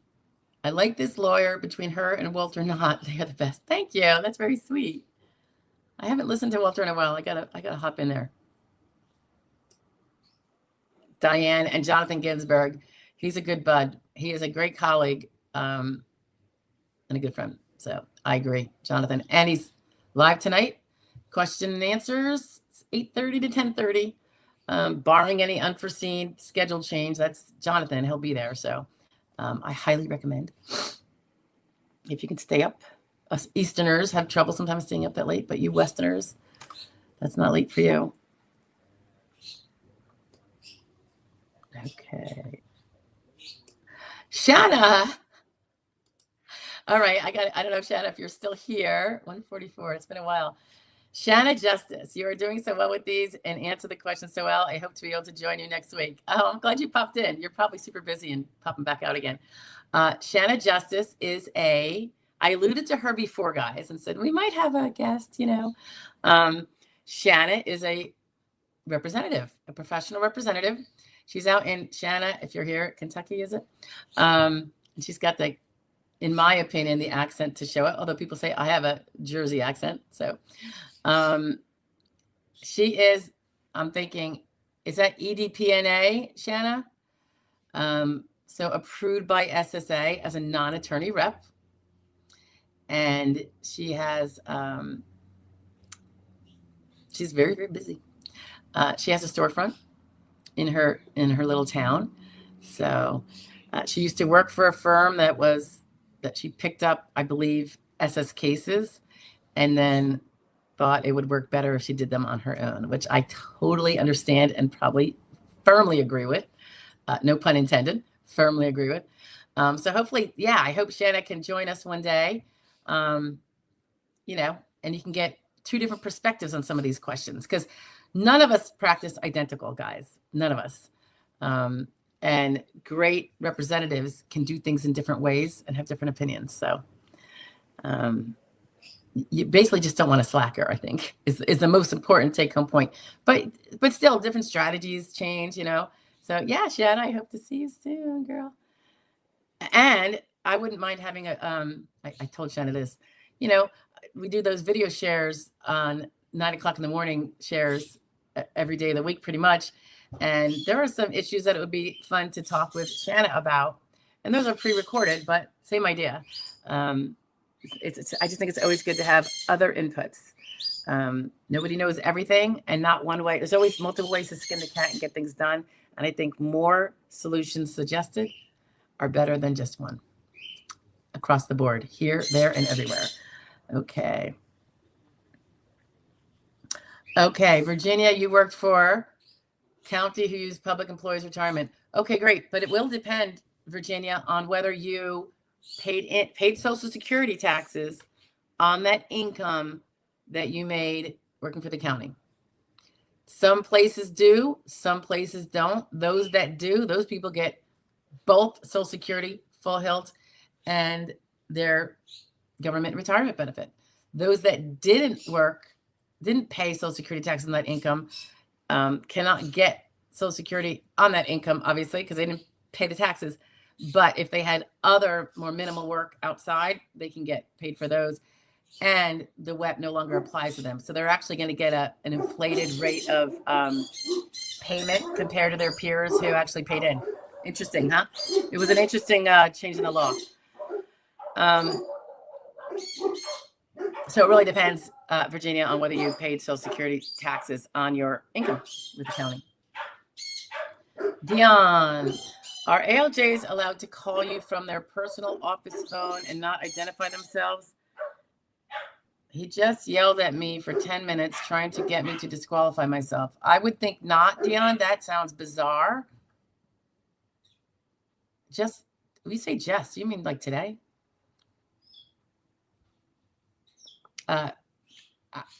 Was this your hearing? Was it a phone hearing? Or you're saying out of the blue he just called you? But how do you know it was him if he did not identify himself? I'm confused. Something else seems to be going awry here. I've never heard of a judge doing that. They are very professional. That would be like an insane act. And they're not allowed to do that. They can't even talk to you before the hearing, by and large. So, because they're not supposed to have any influences outside of on the record. So there's something going on there, Dion. Not good.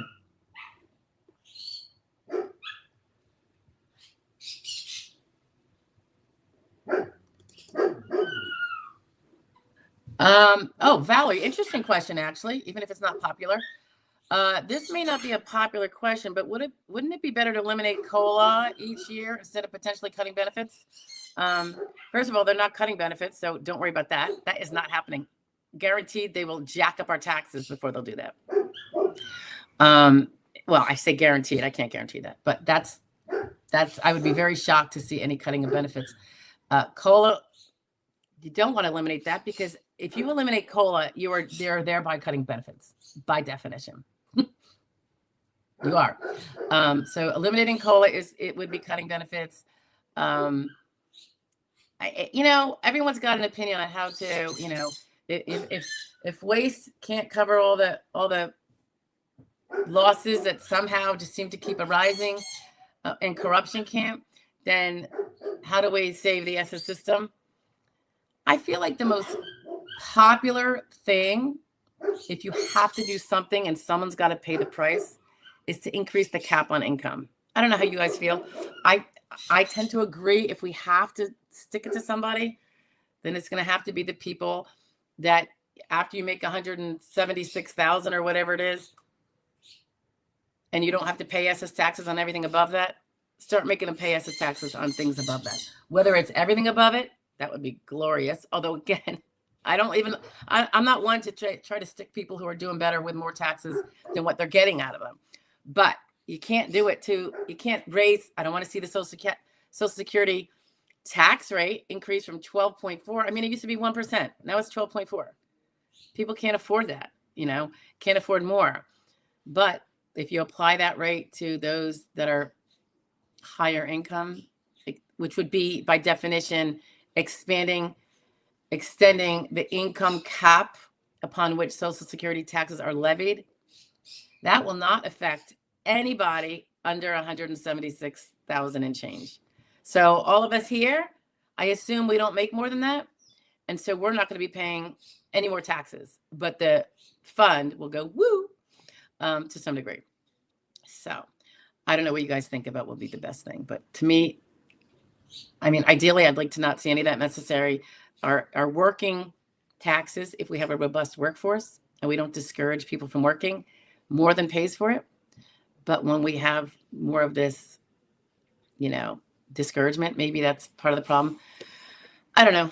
But COLA, no, Valerie, because literally your benefit will be now worth less and less and less until it's worth squat and you can't live. So that is a benefit cut for sure. Okay.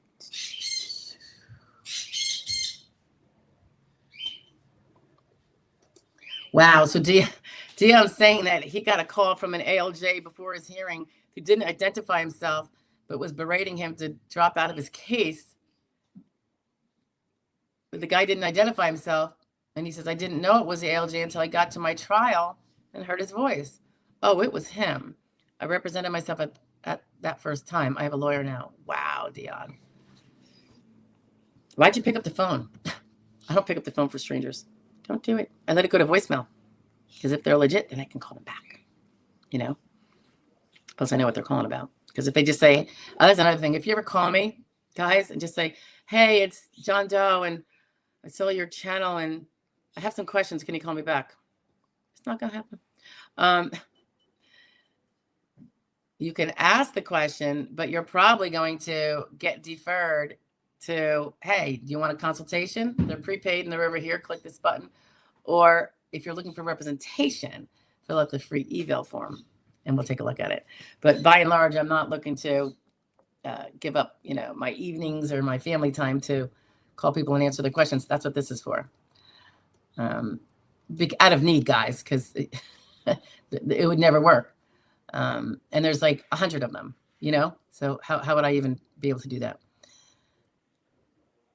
So Diane again, my husband is Social Security retirement, adult son SS for disability. If I get spousal SS or SS on my own account, is there a limit on how much SS income into one household? Yeah. No. However, there is a limit to what you can draw off your husband. There's a family max. So you want to see if your son's on DAC,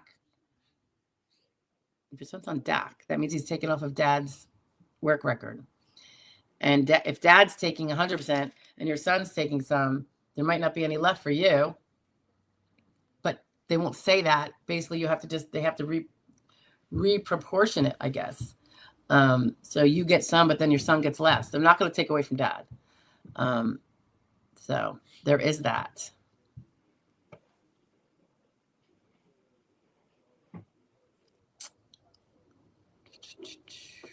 Yeah, Diane, you got to consider that. You can ask them. I would ask them about the numbers and stuff.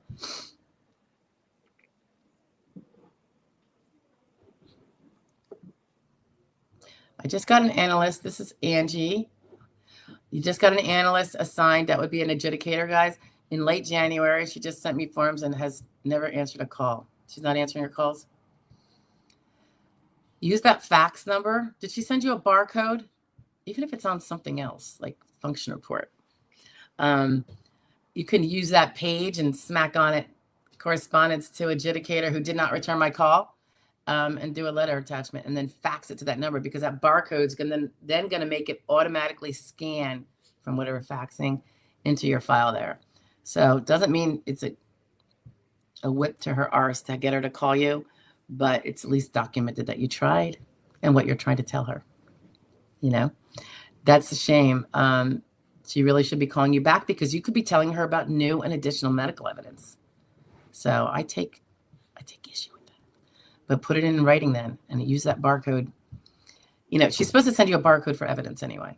If she didn't do that, but she sent you a function report, there's a barcode on that. Now it's specific to function report, but I would write on there, because you didn't send me a barcode and you won't take my calls and return my calls, I'm sending you this information this way. And that barcode should still shove it up into like an automatic scan, okay, into your file. Sometimes you just have to do a workaround. When they're stubborn like this, I do workarounds all the time, because if I need to get something from my client, I got to get something in from my client. Okay. Has there ever been a point? This is Valerie. Hi again, Valerie. Great questions. Is there ever a point where there would be no VE at the hearing? I can't remember the last time. Sorry. Could you guys hear that? I gotta turn off my phone. He has no respect. It's my son. Has there ever been a time when I didn't have a VE? There have been times when the judge ended the hearing before needing the VE, because he was going to decide right there, because maybe we amended onset or something. But I have to say, I cannot remember a time. There might have been one or two in the back in the day, but I feel like in modern history, there is always a VE. Always a VE. So that would be very rare, in my opinion. And I do cases all over the country, so I've never seen it in any of the states. They just always seem to have a VE. If they didn't have a VE, I would tend to think he's going to find a listing. Yeah, that would be my biggest inclination. And you don't need a VE for that. Or if there's an ME and no VE, he's probably going to ask if it meets a listing. But it would seem like he has to be pretty sure it's going to meet a listing, because if it doesn't meet a listing, he's probably going to need a VE. So take that little riddle for what it's worth.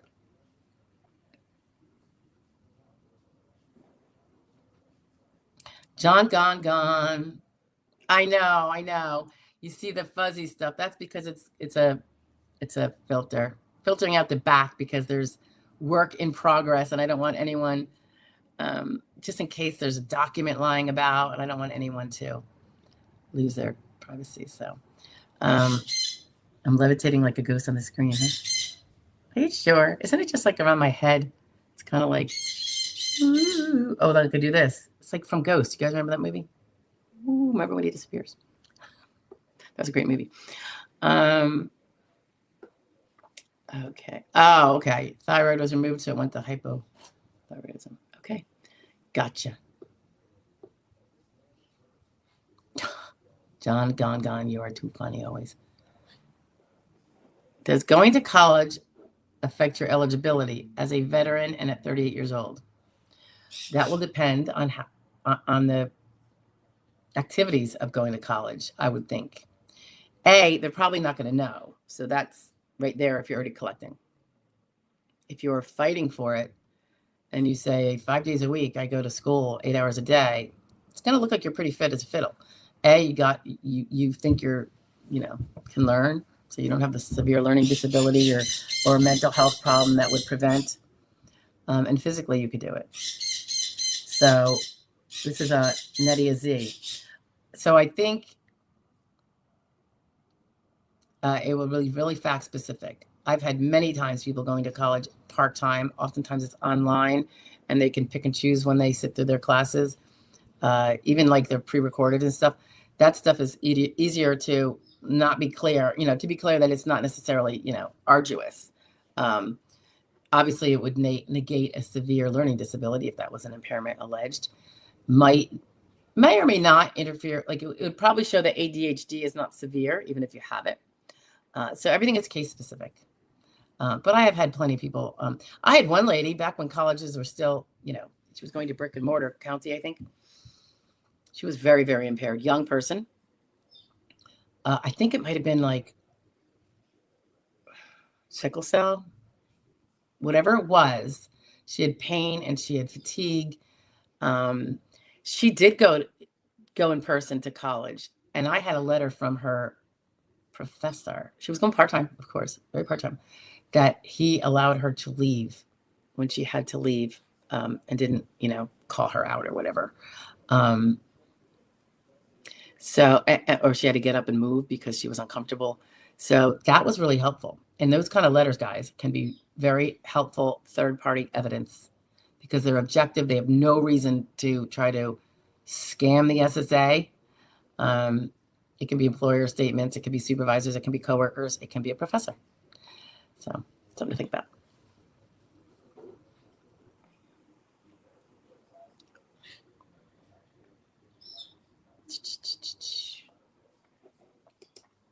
So DJ is talking about, I think we were talking about him maybe having a remote DLI, date last insured. I think you said it was 2023. So I just wanted to bring this up again. You're saying you're disabled in 2020. That's the allegation. You have to prove it before 2023 because that's when your credits decide your date last insured is. And I have, guys, if you're not sure what date last insured is, I do have playlists on it, I believe. I did try a job a year ago for a month, off and on, too much pain. Depending on what the job was, would a less arduous job be something you could do if you did it 3 hours a day? Find one of those really accommodated short shift jobs where you're mostly sitting or standing, or, you could just do both, but you don't have to run around, you don't have to lift. That can be a way to get those credits back, DJ, which might be helpful so that you can win SSD after 50, because right now you can't, right?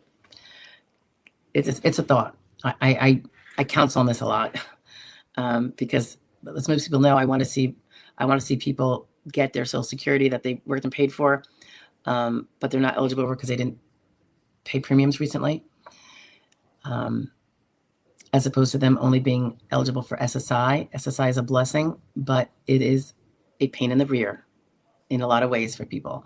And if they can avoid that and not have that thumb on the pulse at all times, they have a little bit of privacy. SSD will give that to them that SSI cannot. So something to think about, DJ.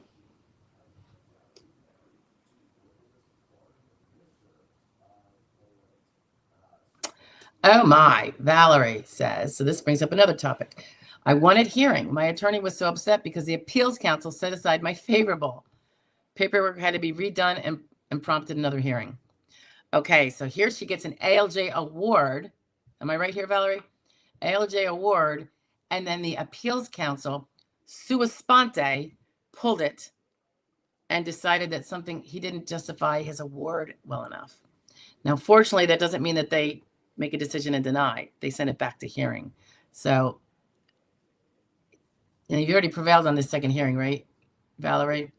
It would be really, I think a judge would be really hard pressed to deny at the second hearing. He would just have to document better why he awarded. That's my inclination if this ever happens to you guys. If a judge awards, AC turns it over and sends it back to him, I think he's probably going to award again, barring you doing something dumb like working for 8 months at SGA. So that is one reassuring thought, even though it's a pain that you had to even go through that. My gosh, Valerie, I could totally understand your attorney being aggravated. Oh yeah, for sure.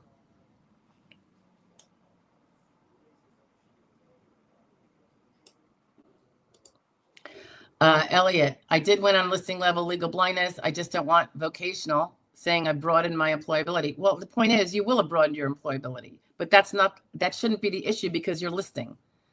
Listing particularly, and with blindness, they know you're fully capable and brilliant. It's just the eyes, and the eyes haven't changed.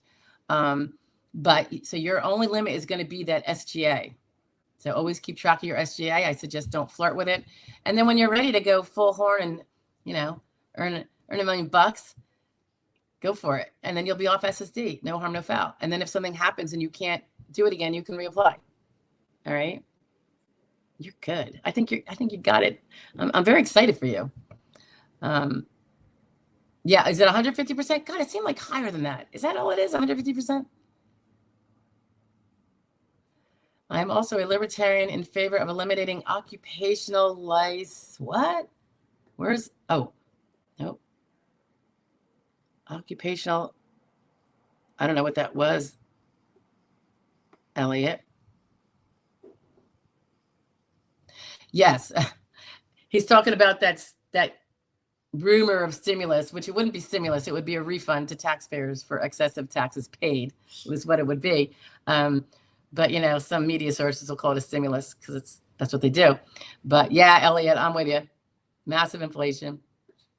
I mean, in other words, it won't help what we have now.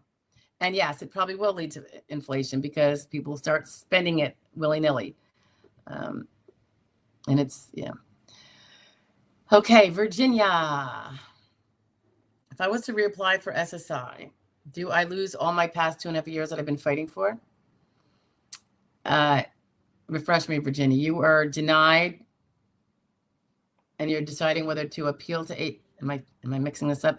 Appeal to AC on the ALJ denial of your SSI or to reapply. If you reapply, yes, that is the downfall. And that's where they got you by the cojones, because if you take it to AC and you prevail, they're going to bring you all the way back. Well, you'll have a remanded hearing, but you could feasibly win it all the way back to the beginning. If you reapply, you're accepting the ALJ denial, and it becomes res judicata, the final word. And that's the end of it because you chose not to appeal it. You accepted that decision that you are not disabled up to the day of the ALJ decision. Your new application for SSI would be, and this would be true of SSD too, really, would be alleging an onset date the day after the ALJ decision at the earliest. And typically that's the one we use. But, so yeah, it's the back benefits. Go bye-bye.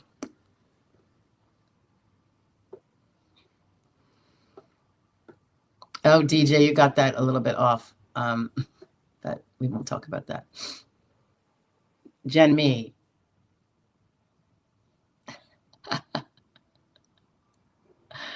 Oh, Jen Me. Yeah, you and me both. Wait, hold on. Jen Me says underwater basket weaving gets a bad rap. I know, right? Because no one can get jobs. It's crazy. I have an econ degree. Me too. With a math minor. And coincidentally worked as an economic analyst. Me too. I worked at a big major, this is before I went to law school. I worked at a major insurance company in the Treasurer's Department in Newark, New Jersey. This was back in the 1990-ish. And right before I went to law school, I actually quit that job. It was so boring. And I went to law school. But here's the thing, Jen May. I had coworkers that were not economic majors. So it was a liberal arts major, and they would hire you because you could get through college, with B's or better, or, whatever. Isn't that funny? Yeah. I think I did mine way, way before you. You're far younger than me. But yeah. And that actually isn't where I got school debt. And I paid off my school debt. It took me 30 years at about $1,000 a month. But my economics degree was at Rutgers. It was very affordable. I lived in state. I was from New Jersey. It was the law degree at a private law school. Anyway, okay. That's the one that owned me. I was an indentured servant for many years. Okay. That's probably what gave me the cojones to go on my own and then start doing this, because it was, you're either miserable if you do, or why don't you try something different that you might like? So that's what I did. Jeff Spain. How are you doing, Jeff Spain? I'm 62, collapsed disc, gabapentin, being retired involuntarily. I'm sorry to hear that. Osteophyte complex, 25-pound limit. Oops, that's above light. That's bordering on medium weight. Occasional bending, stooping, no climbing. I was an electrician. What are my chances? I think they're good if you present it correctly and focus on the right treatment and then the right rules that apply to you. If you need to, people say, what are my chances? That's not, I can't give chances. I'm not a bookie, but, you have some things in your favor. I think being an electrician is in your favor. Your age is in your favor. 25-pound is not so much, but we could probably work with that. If you need me to look at it and discuss it with you, reach out to me. If you don't know how, you can go to joydisability.com and click on the link at the top of the page that says free SSD evaluation, and just refer to yourself and the fact that we spoke. I will get it. Okay. Hold on, this kid. Okay.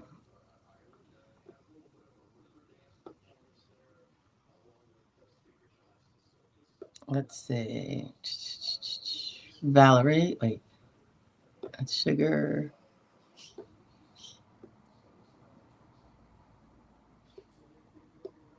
Okay, so Dion is saying he had asked for dire need expedition. I think you're saying this, Dion, of his hearing, and it wasn't based on I'm in more pain than other people. I think you're clarifying that you were in foreclosure. And then the judge was rudely said, "Are you in?" What did he say? Are you in more pain? Are you more dire than a dying terminal?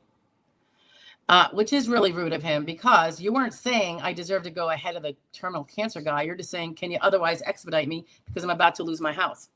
So that judge does sound like a wiener. Sorry.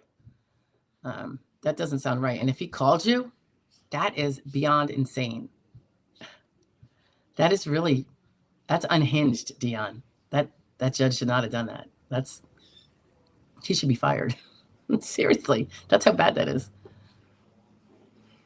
I mean, the comment at hearing about the dire need, that's rude, inappropriate, and he probably should be reprimanded. So I would report that. But the part about calling you at home, it's going to be hard for you to prove. Oh, unless you have the phone number. Did you snapshot? Sometimes you can go in your cell phone online record and look at detail, incoming, outgoing calls, and get the number. It'd be nice if you knew for sure that was him, aside from the fact you recognize his voice, which is pretty impressive. And I don't doubt you. And take that print out, say, I recognize the voice. I looked at the number, and lo and behold, it was a judge. And look when he called me. I didn't have a hearing. He called me out of the blue. He berated me. He did whatever he did. See, I believe in holding people accountable. If y'all haven't noticed.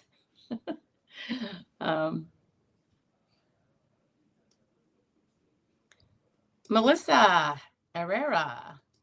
Hey, yo. I don't think we've met. Have we? And I apologize if you've been here before and we've chatted.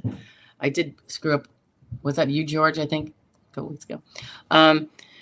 Hello, I'm 53. Was receiving SSI from 2001 to 2018. My case, so until your late 40s, my case was closed in 2018 because I failed to attend a CDR. Yeah, you know, I just alluded to this earlier today. You can't fail to participate in your CDR. Are my chances for approval increased because I was previously on SSI for, I do. I do think they are. I don't think it's something that's official, but it makes sense, Melissa, because you have all those, you probably had CDRs back then, right? That you sailed through. If I were you, assuming you kept this, I would get the records from back then of that, from 2001 or before, and everything now to show you're still as troubled as you were. You're also now 53, so that also has an impact potentially. I think you do have better chances, but you want to make sure that they are looking at those old records too. They're going to see that you were disabled before. But I, if it were me, just because I'm a little anal, I would be driving it home. I'd be like, here's where it was. This is my condition up in. I failed to attend a CDR, and if you're failing to attend a CDR was due to your symptoms, like let's say it's mental health and you were having a breakdown or you couldn't rise to the occasion, whatever it was, I would say it, and then I would reapply for sure, and I would use it.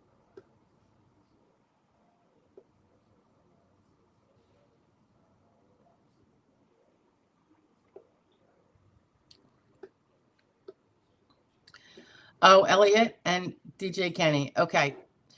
This is funny, and we probably shouldn't be touching on this, but I will. Elliot's saying that I'll take all the money I can while the government is handing it out and ask questions later. DJ, the reason why I get that, even though you say it's contrary to libertarian or whatever, is because if you don't take it, it's going to go elsewhere. You don't have to approve of the law giving it out. But if you don't take it, someone else will. It will not be assisting any better good overall. So he could take it and then he could, put his kid through college, or he could take it and he could donate it. But if he doesn't take it, someone else is going to take it, government, and stick it in their pocket. So I do kind of get that. Like I always say to everybody, I don't necessarily agree with all of the stimulus. Let's talk about the stimulus from COVID. I didn't agree. The first one, probably okay, because people were being held back from work. But the second one, I didn't agree with it. When it was sent, did I take it? Damn straight, of course. What am I going to say? No, you take it, politician, and stick it back in your pocket. No. So we can vote against something, but then we'd be really stupid to not do something, to spit on it and put it on the ground, So I do get the whole thing about you don't have to agree with it, but if they're going to do it, it would be very unwise to let it go to waste. That's all. That's the way I would look at that, guys, as you're having your own little cute little political discussion here. Sorry, guys, I just had to chime in because I thought it was cute. Because DJ's like, yeah, that's not libertarian,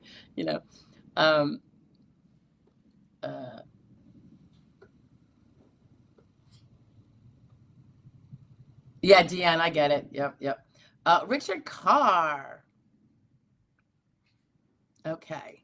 Let me just talk to Richard Carr here. And welcome, Richard. I always make my own chief complaint document with all my symptoms. I never transfer information to a doctor and count on them to make entries into my record from memory. Nobody talks about this. I don't disagree with you, Richard. I used to have actually a form, but it got a little cumbersome. Although it's probably something, getting people to do it was hard, clients. But I would say, document your symptoms before every visit. Now, some people, would do it and they'd say, and by the way, I say, don't give it to the office manager. Don't give it to that person. You hand it right to the doctor. Better yet, fax it. Now you have proof that it was faxed in. Now you have complaints. And if they toss those, it could be, I mean, it's hard to force someone to do the proper job.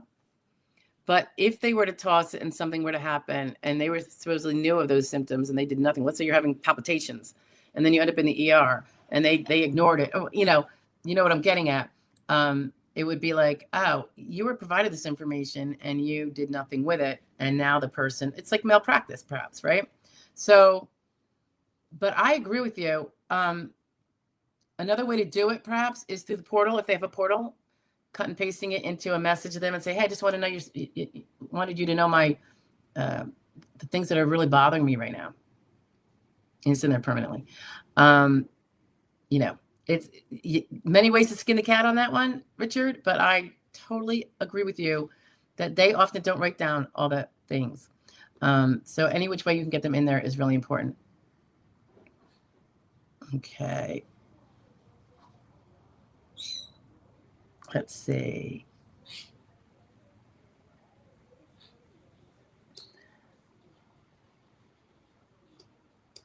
Melissa Herrera. Okay, I bring this up because it's got a good point to be made. She's going to try to get DAC benefits off of her deceased dad's SS. Problem is there are no records anymore. I have done a video a while back for parents of children who are significantly impaired. This is whether or not they can get SSI as a child or not, because a lot of impaired children can't get SSI because their parents are working and they make too much money. So I'm just scrolling up, Melissa, to see what you said before, because my mind is like a sieve. You're 53. Okay. So from a financial standpoint, if you never worked SGA, you could apply for DAC. And like you said, there's a problem that there are no records anymore. That's going to be a problem. That's going to be a huge problem. You can get, you should be able to get, and they might say they're lost or gone, but you should be able to get the SSA file from your prior case and all that's in it from the SSA. They should have that. Whether or not they give it up is another thing, but they're legally required to.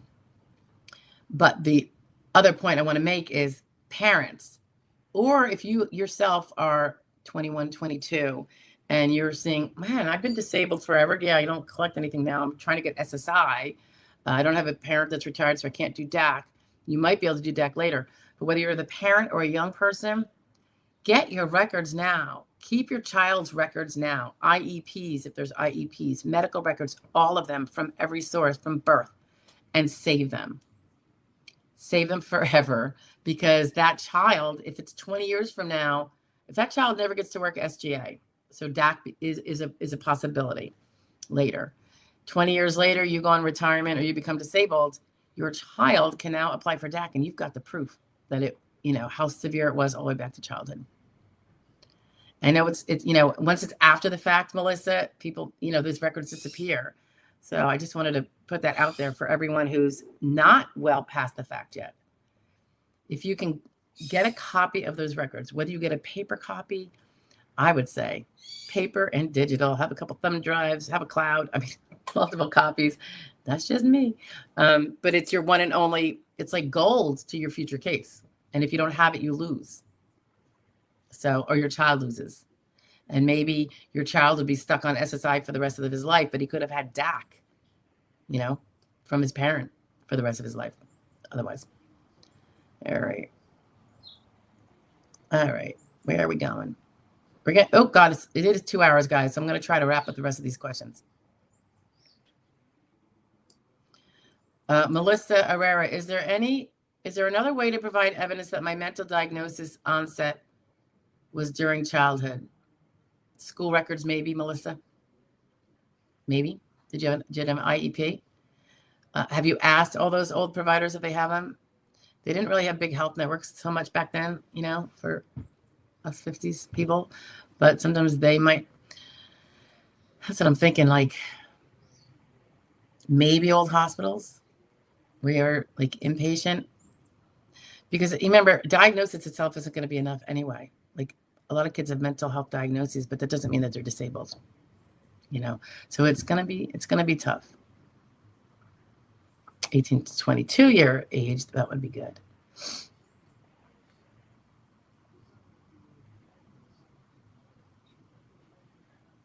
Okay.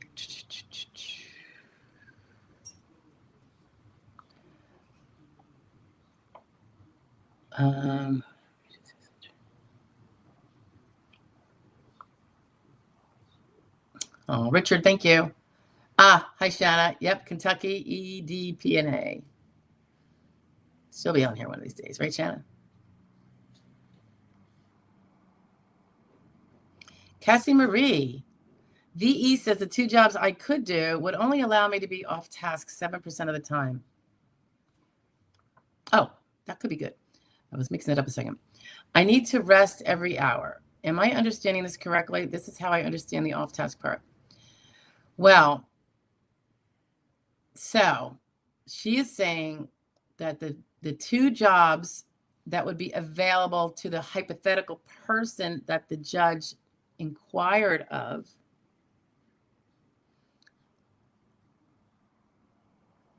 will not let you be more than 7% off task, more than 7%.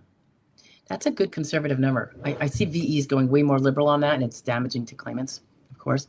They'll say, oh, you can miss 20% of the day. They'll be fine. Yeah, no. No employer is. They're actually going to fire you. But so that she's saying, the VE is saying those jobs that you could physically otherwise do, or mentally or intellectually, require that you are on task 93% of the time. So you have to figure out the minutes and the math. Rest every hour, how long, blah, blah, and add up the 8-hour day, and is it off task, blah, blah. But yeah, I think you're getting it. I think you're getting the whole off task issue. It is something that the judges try to ignore. I'll give you fair warning. They try not to address it.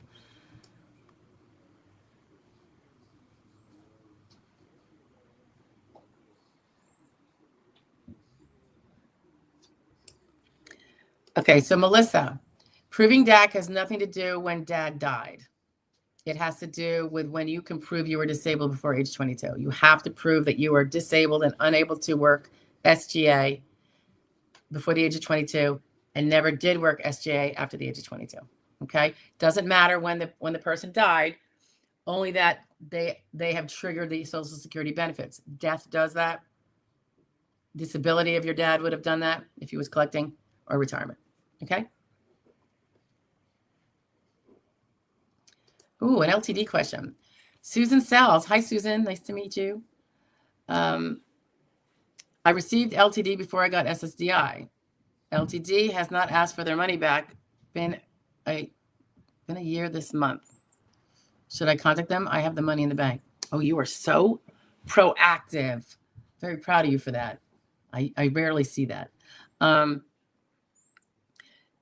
Did you receive LTD for the same months you received SSDI? Your retroactive SSDI months, which should be in one of those letters from the SSA. Did you receive LTD for those same months? That is when, if you have an LTD policy that requires an offset, if that's the kind of arrangement you had with that, that the policy terms of that contract, that's when they're going to want to offset. So double check. Maybe there is none. Do they know you want SS? Usually they're asking. They're up your butt about it. But hold on one second.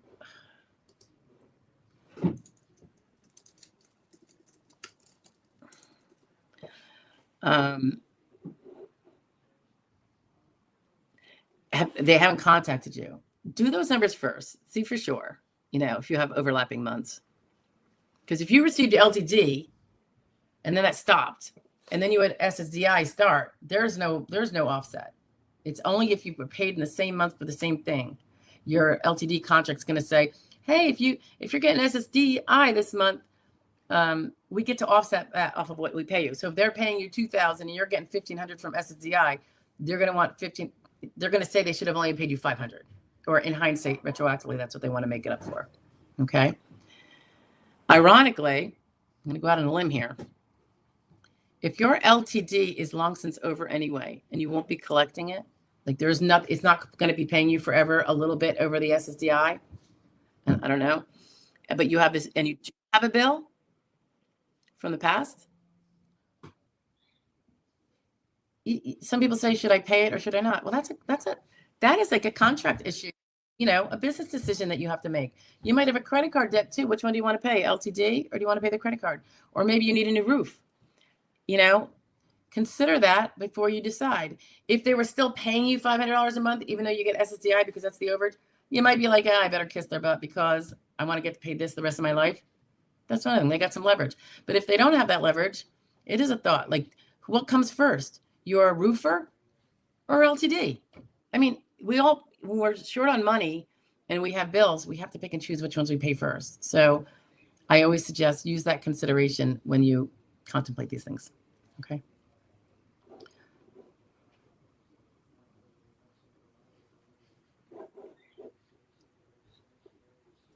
Okay.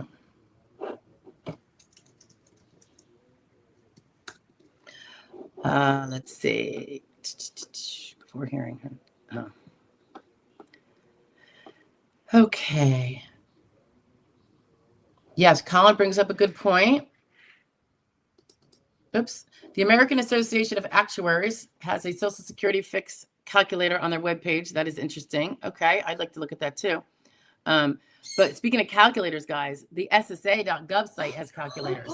If you want to determine what your likely benefit is, and you haven't downloaded your earnings statement, and then you filed and now you can't download your estimate, you can download your earnings statement, but it's not going to include your estimate after you've filed if you have a pending claim for whatever reason. They do have a variety of calculators on there. They have the simplest ones. It's going to be more ballpark, and then they have more complicated ones where you can actually plug in your actual numbers. Something to think about if you like playing with that stuff.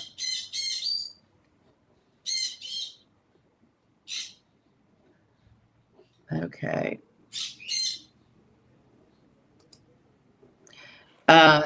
Ms. Frantic. Hi, Ms. Frantic. Who decides who the VE is? My attorney hasn't mentioned one. My hearing is at the end of April. Ms. Frantic, you received a letter from the ALJ, and he will tell you whether there will be a VE there. It's in the letter.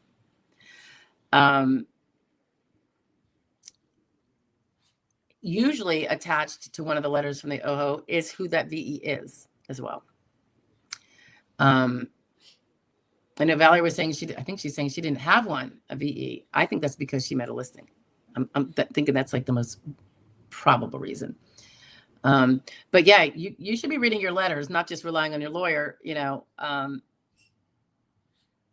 I mean, I don't really mention a VE either, but when I have my hearing prep with my clients, then we talk about the whole, how the ALJ hearing goes. And I have a video on how that process goes if you want to look at it.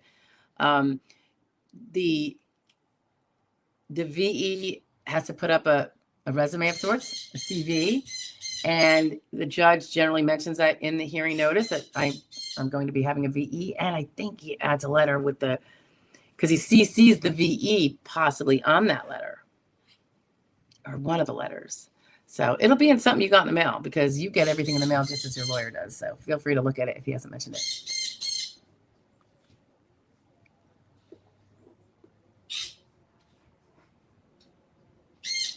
Tiger bites. How much importance does the SSDI, meaning Social Security Administration, I think you mean, the adjudicator or the ALJ, put in personal letters of how I deal with my day-to-day? They already have that in your function report. So I would not be wasting my time saying that. If you have a new impairment or a vastly different symptom, you can write about that. And that would be all of 3 sentences. I don't think you want to they're not going to want to read a diary. And your function report was all about that. So if you didn't do your function report, then you're going to maybe do it now. If you blew it off, usually they'll deny you if you don't do it. So I don't know, but I hope that answers that question. But you had the opportunity to share that information. So don't do it twice. Don't do it twice with the same thing. They will often ask for a second function report now that things are taking so damn long on recon. And then you can do an updated function report. They'll ask you for it, actually. And I bet you could even do one anyway. If you've seen 8 months go by and things have changed, so look at your old function report. There's nothing wrong with, you could send them up another one. I just wanted to update you. But I wouldn't be writing them letters and asking them to read your diary or anything like that. Okay. Queen all day. How are you? Good to see you. Appealed for SSDI. Doctor appointment tomorrow. Sounds like a consultative examination. Any last minute do's and don'ts? Also, I haven't officially retired with CalPERS yet. If awarded SSDI, will they pay less than when I start? That's only if you didn't pay Social Security taxes on that income, right? If you didn't pay Social Security taxes on that income, you're not going to get paid based on that income. But with the removal of the windfall elimination provision, even if you didn't pay Social Security taxes on that income, you're going to get a higher return rate dollar for dollar than your colleagues that did pay the taxes on the Social Security. It's kind of weird, but that's what it is. That's what that change in law was in December. I think it was December or early January. Queen all day. I have video on consultative examinations and what to expect. So there's mental and there's the physical, at least one. So feel free to check that out. It's kind of like, just gives you some things to look out for, to be aware of. You're welcome, Valerie. My pleasure. Have a great day.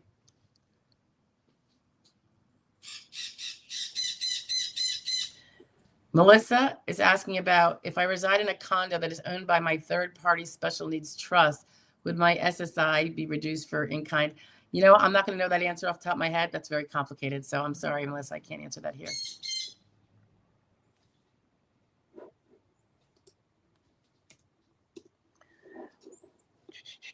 Hi, Mr. Hamilton. Nice to see you.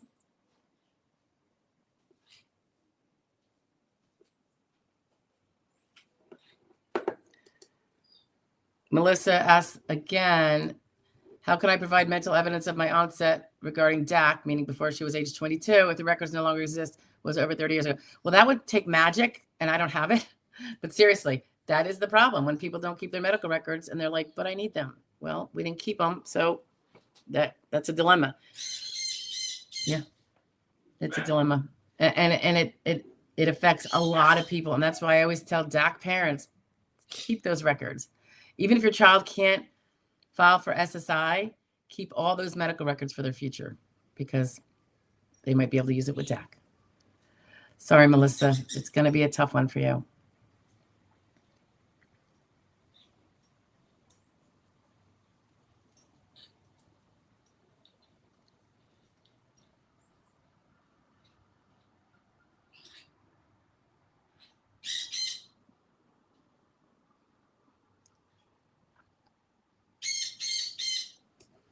Hey, DJ Kenny, the only thing I would say is the super wealthy, who most of them earned it and worked hard for it, but they pay most of the taxes that we all rely on, just so you know. It's mathly, it's the vast majority of the entire government is run based on the taxes they pay. So I know everyone talks about big breaks, but the math doesn't really add up. I know that's the common theme in the media, and there's a reason for that, but it certainly is a good shiny object for sure. But it's not a fact. They just don't feel the pain we feel by paying even our little bit of taxes that hurt us. That's the difference. But they definitely are the ones supporting us. Sad to say, but it's true. My 22nd. Okay. Oh, Dion, no problem. How do you explain to the physical CE, consultative examiner guy, so that's the doctor that they send you to for physical, that I'm unable to crawl, crouch, etc.? I'm a respectful way during the exam. Last CE lied, said I can do everything with no limit. Oh, yeah, okay. Well, do they ask you if you can crawl or crouch? Or do they ask you do they say, can you show me how you can crawl or crouch? Or do they ask you if you can? And if they say, can you? Say, I can't do that. If they ask you to do it, say, I can't do that. I won't be able to get up, and it will hurt my XYZ. I did have a case once, and I complained about it. I did an in-written complaint where a person said the person could zip, tie, and button. And those are really important skills that knock out a lot of jobs if you can't do it reliably.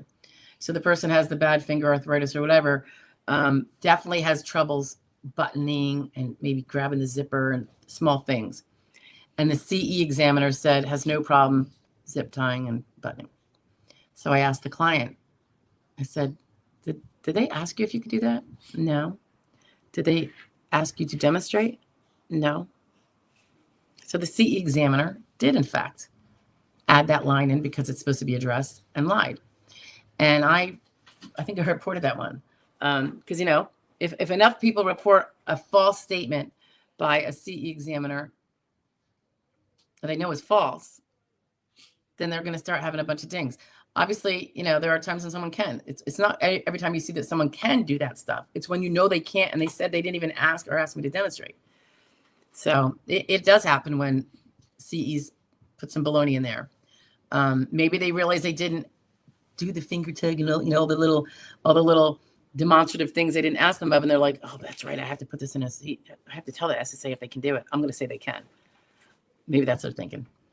It's wrong, obviously. Unethical, wrong. They should be hung. Just kidding. But they should be not having that job, right? They are not competent. Oh, Dion, thank you so much. Oh, Jeff, that looks bad. Sounds bad.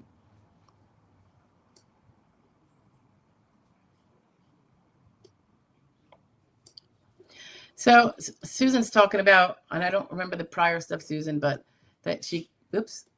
Oh, yeah. Whoops. Cashed out my 401k and paid off all debt. Cashed out my 401k and paid off all debt. Some people, I don't know the answer to this. I'm not a financial advisor. But if you're on Social Security and that's all you got, you might be judgment proof. Sometimes bankruptcy is the way to go. If you're okay with not taking out big loans, for a couple of years, sometimes it's better. It depends on, if you spent $100,000 to pay off debt when you could have kept that $100,000 and let those businesses chew on it. That's the risk they take. That's worked into their prices of what they charge you. There might be reasons why you shouldn't, but I'm just saying, some people don't consider bankruptcy. I think probably more people should. It's not the end of the world. Sometimes it's just the beginning of a new start. Okay. Talk to a bankruptcy attorney. There are some nice ones out there.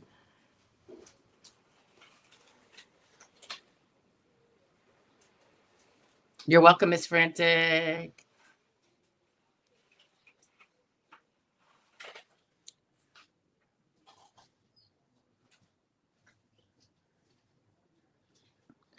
All right. I think we're good, right, guys? I think we're done. Yeah. All right. Thank you so much for coming. If anybody, particularly you members, if you have members have a question that you think you want answered, but obviously I can't just do a consultation. If it's suitable for a video, email it to me and I will personally address your question in a video. Okay? One of the 9 o'clock videos. I know Matthew did this recently, and I think I have one more to get through with Matthew. But that's for members. And that's lower tier, the lowest level of member. If it's something that can be answered in a video, I will do it. All right. I will dedicate the video to it. So a perk of being a member, guys. All right. But anyway, thank you all for showing up today. It was fun. And I really enjoyed my Wednesdays. I'll talk to you guys later.